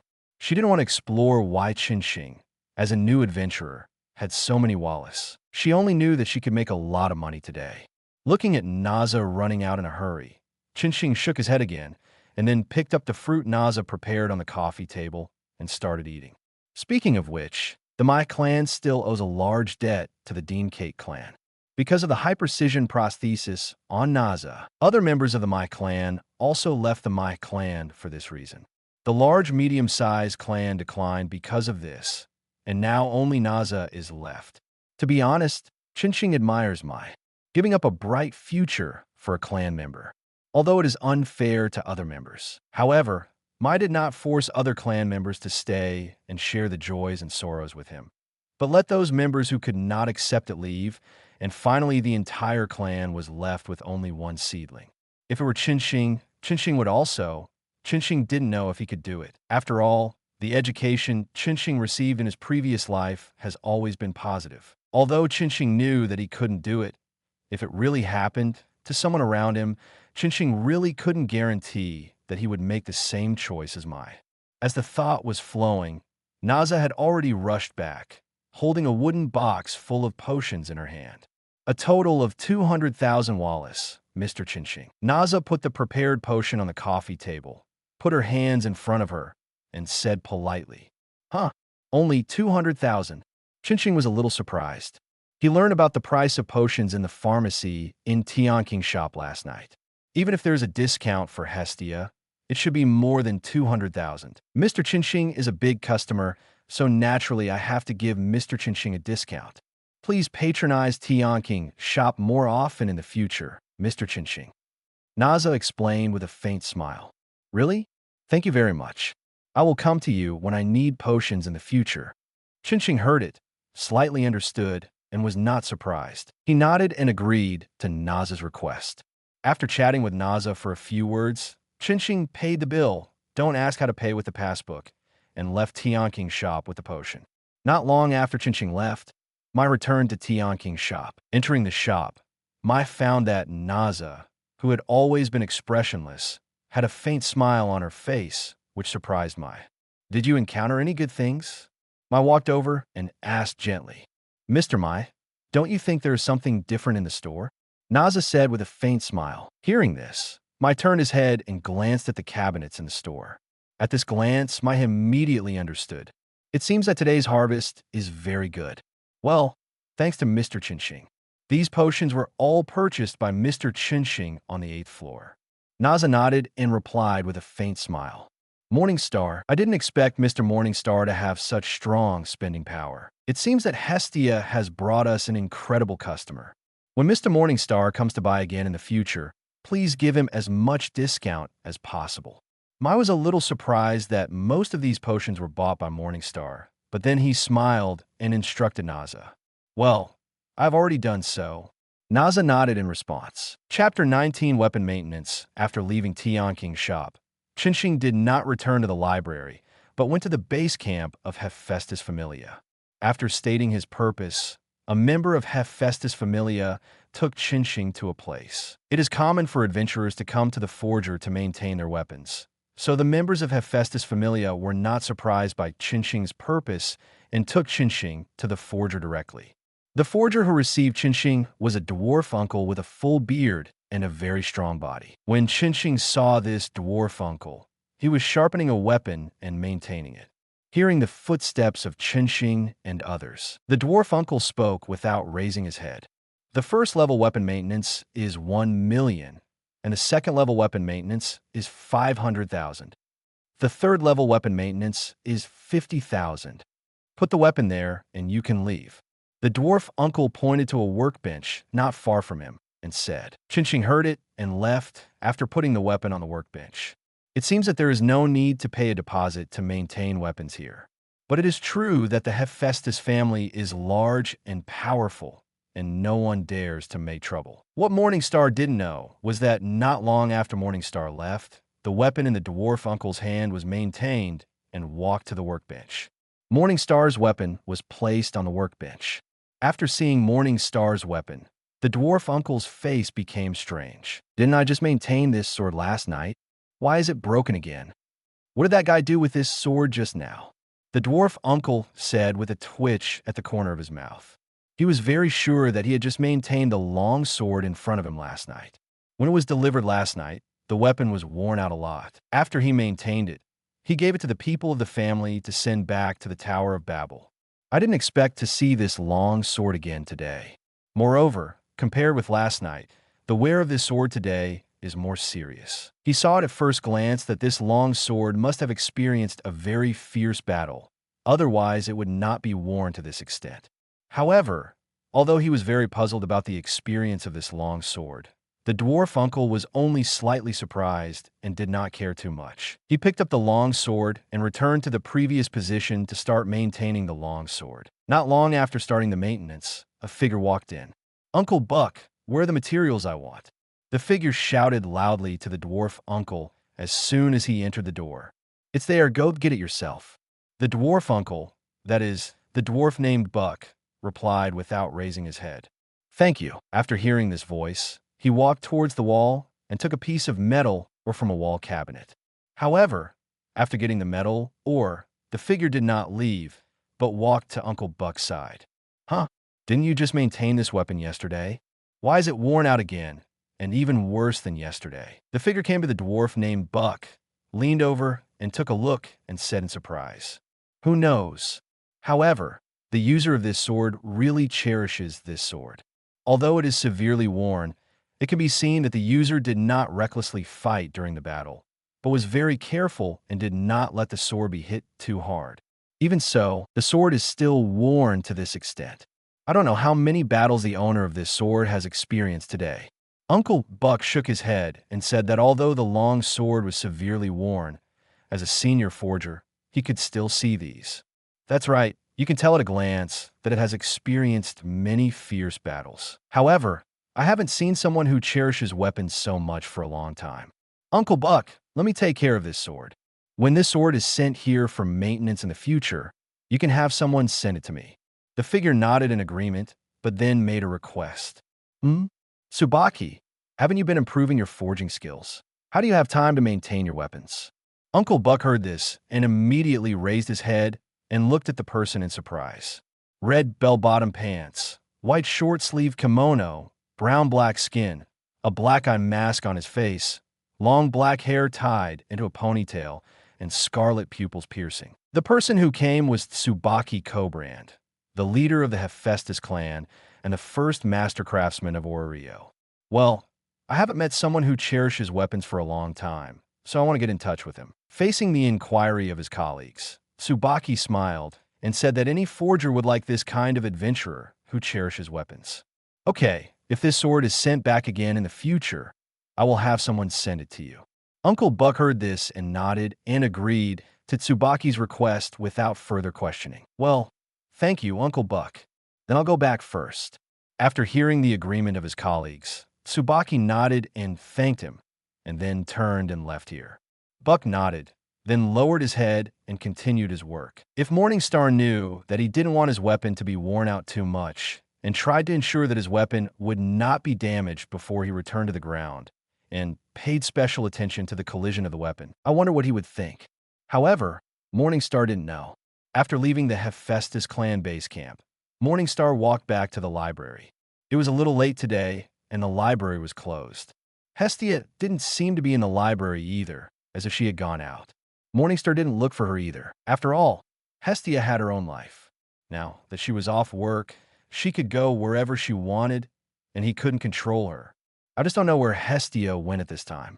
After muttering silently, Morningstar returned to his room, washed up as usual, and went out of the bathroom to renew his grace. As Morningstar's blood dripped on his back, the azure light spread in the room. Chapter 20 Upgrade Retention Morning Star LV1 Strength, G265D503 Durability, G278D512 Dexterity, F305D523 Agility, F312D510 Magic, G200D456 Upgrade, Optional Development Ability, Magician, Swordsman Magic Thought Body. Thought Body Clone can separate a clone that can transfer strength for combat Son of Light. Master the element of light can manipulate light at will and create light attribute magic skill Reincarnation I. Reincarnation I Mode Silver Wheel Reincarnation Explosion Gold Wheel Reincarnation Explosion. Has the ability value Reach D? My qualifications are really evil. Looking at the updated value of Grace, Morningstar couldn't help but sigh. This is not Morningstar's boasting, but the fact. Morningstar is sure that since the birth of God's grace, no one has a talent like him, and the ability value is improved as easily as drinking water. It took only 3 days to upgrade to D, which is unprecedented. Even the red-eyed Rabbit Bell was forced to go on an expedition by the guild after he upgraded to LV4. It was the same for him to reach the level that could be upgraded in one expedition.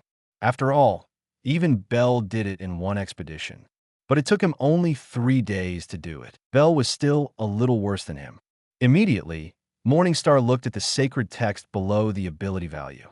As long as an adventurer has one ability value reaching D, he can upgrade with enough great deeds. Morningstar's 4 ability values have all reached D, and only the magic power is still at E. In this case, Morningstar has reached the minimum condition for upgrading. And because he killed so many Minotaur at LV1, Morningstar's great deeds value can be said to be full, and it can be said to be full. It is even possible that it has overflowed, just like Lou in the original work.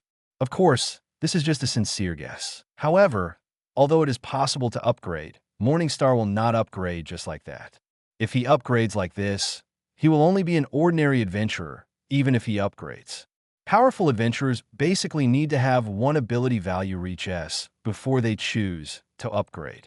Like Sword Princess Ace of Loki's family, they're all like this. The brave Finn and heavy Jeegers of the Big Three even upgrade after 2 ability values reach S. And Oda of Freya's family is even more amazing. He can be called the Emperor of the panel. His ability values have been trained to the limit. 4 ability values have reached the S level, and 2 of them, strength and durability, have directly reached the level of S999.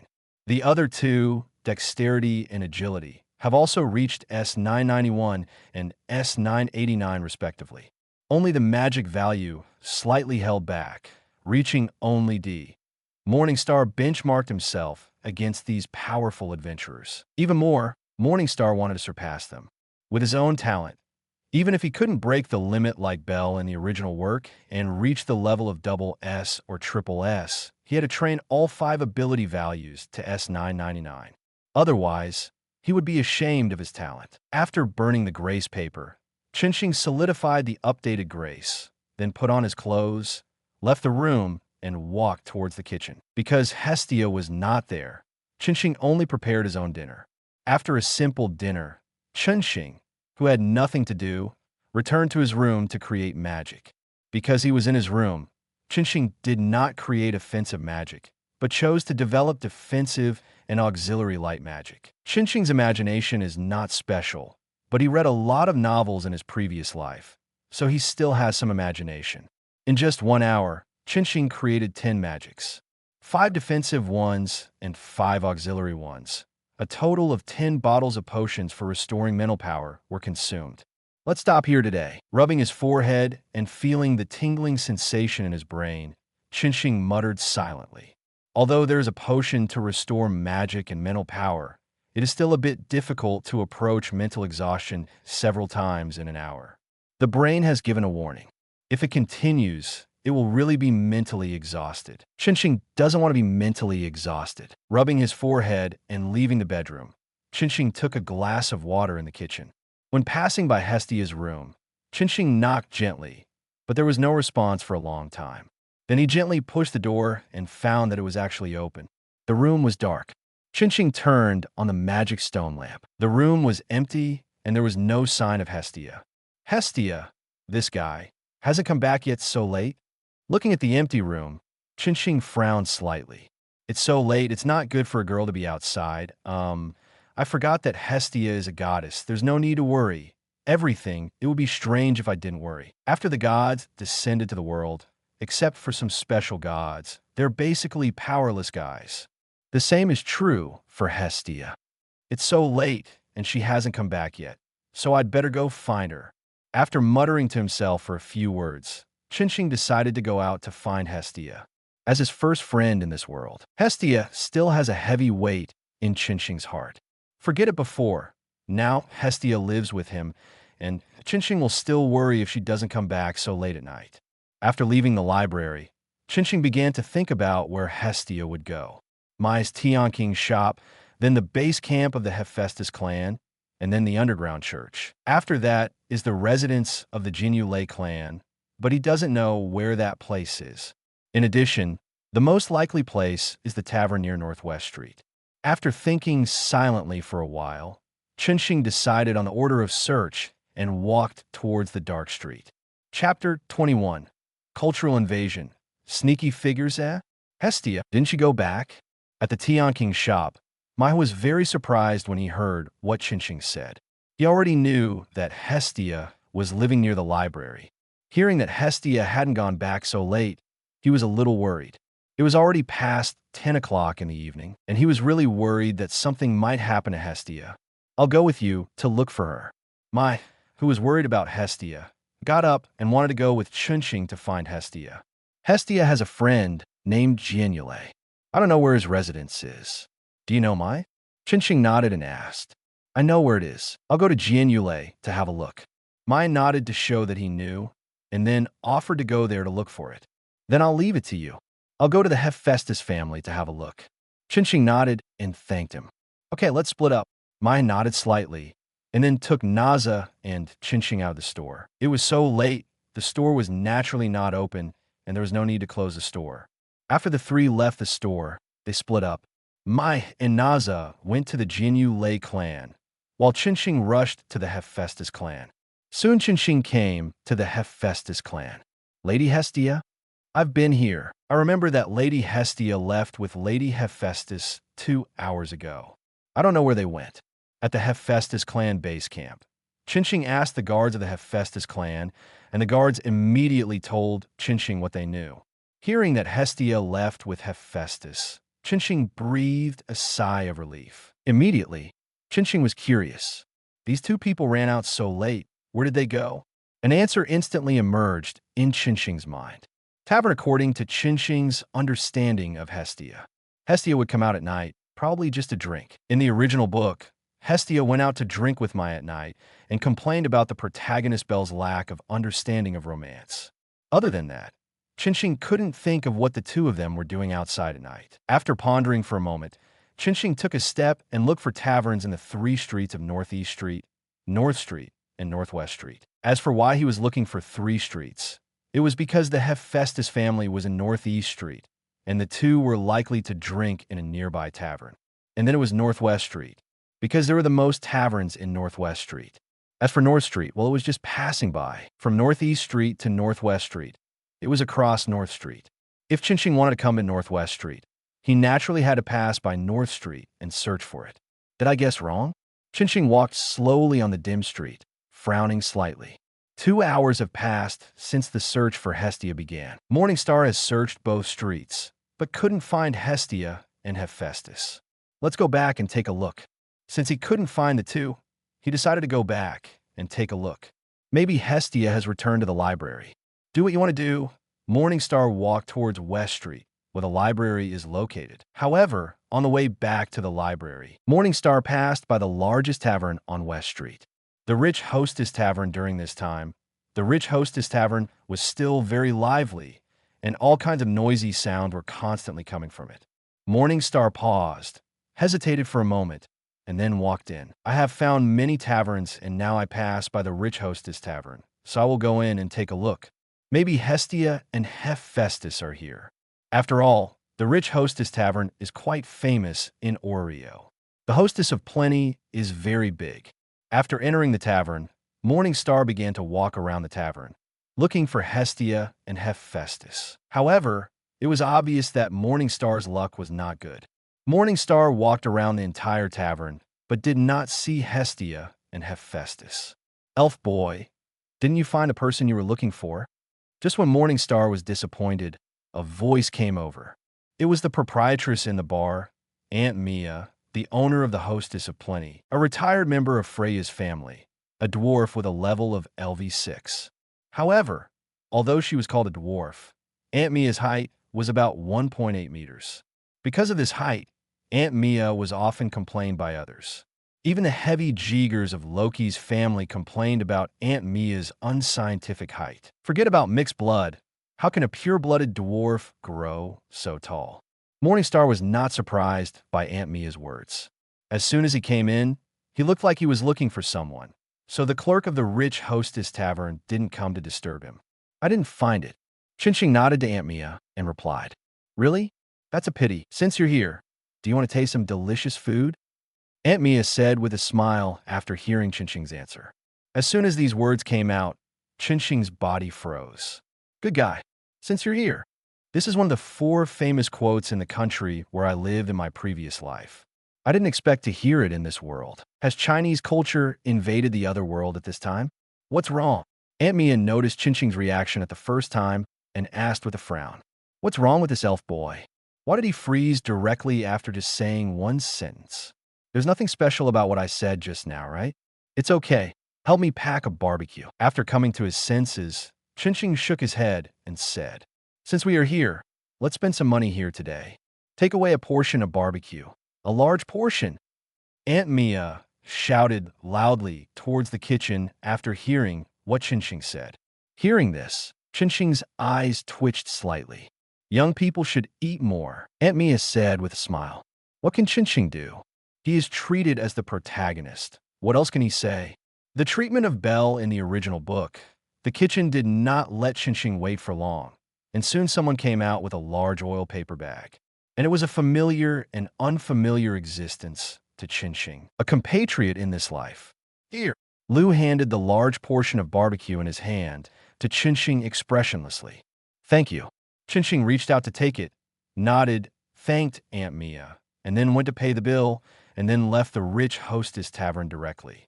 Lou quietly watched Chinching's back as he left, without moving. What's wrong, Lou? Are you attracted to this boy? Seeing that Lou didn't move, Aunt Mia joked. No, nothing. Lou shook his head and turned to walk towards the kitchen. Aunt Mia looked at Lou's back and frowned slightly. After taking Lou in for so many years, this was the first time she saw Lou showing concern for someone. Although a little surprised, Aunt Mia didn't care too much and continued to wipe the wine glass. However, at this moment, Aunt Mia suddenly caught a glimpse of a head sticking out of the kitchen door, and the owner of the head was looking at the direction of the door with bright eyes. Looking at the figure, Aunt Mia— No more novels? Take part in the voting. The most requested novels and those with the most likes will be chosen for publication on euroaudiobooks.com. There, I can upload as much as I want without the risk of receiving a strike. Our 18 novels and other content that exceed what is morally acceptable are only published on Patreon or the free novels page. Remember, the site is funded by donations on Ko-fi and Patreon memberships.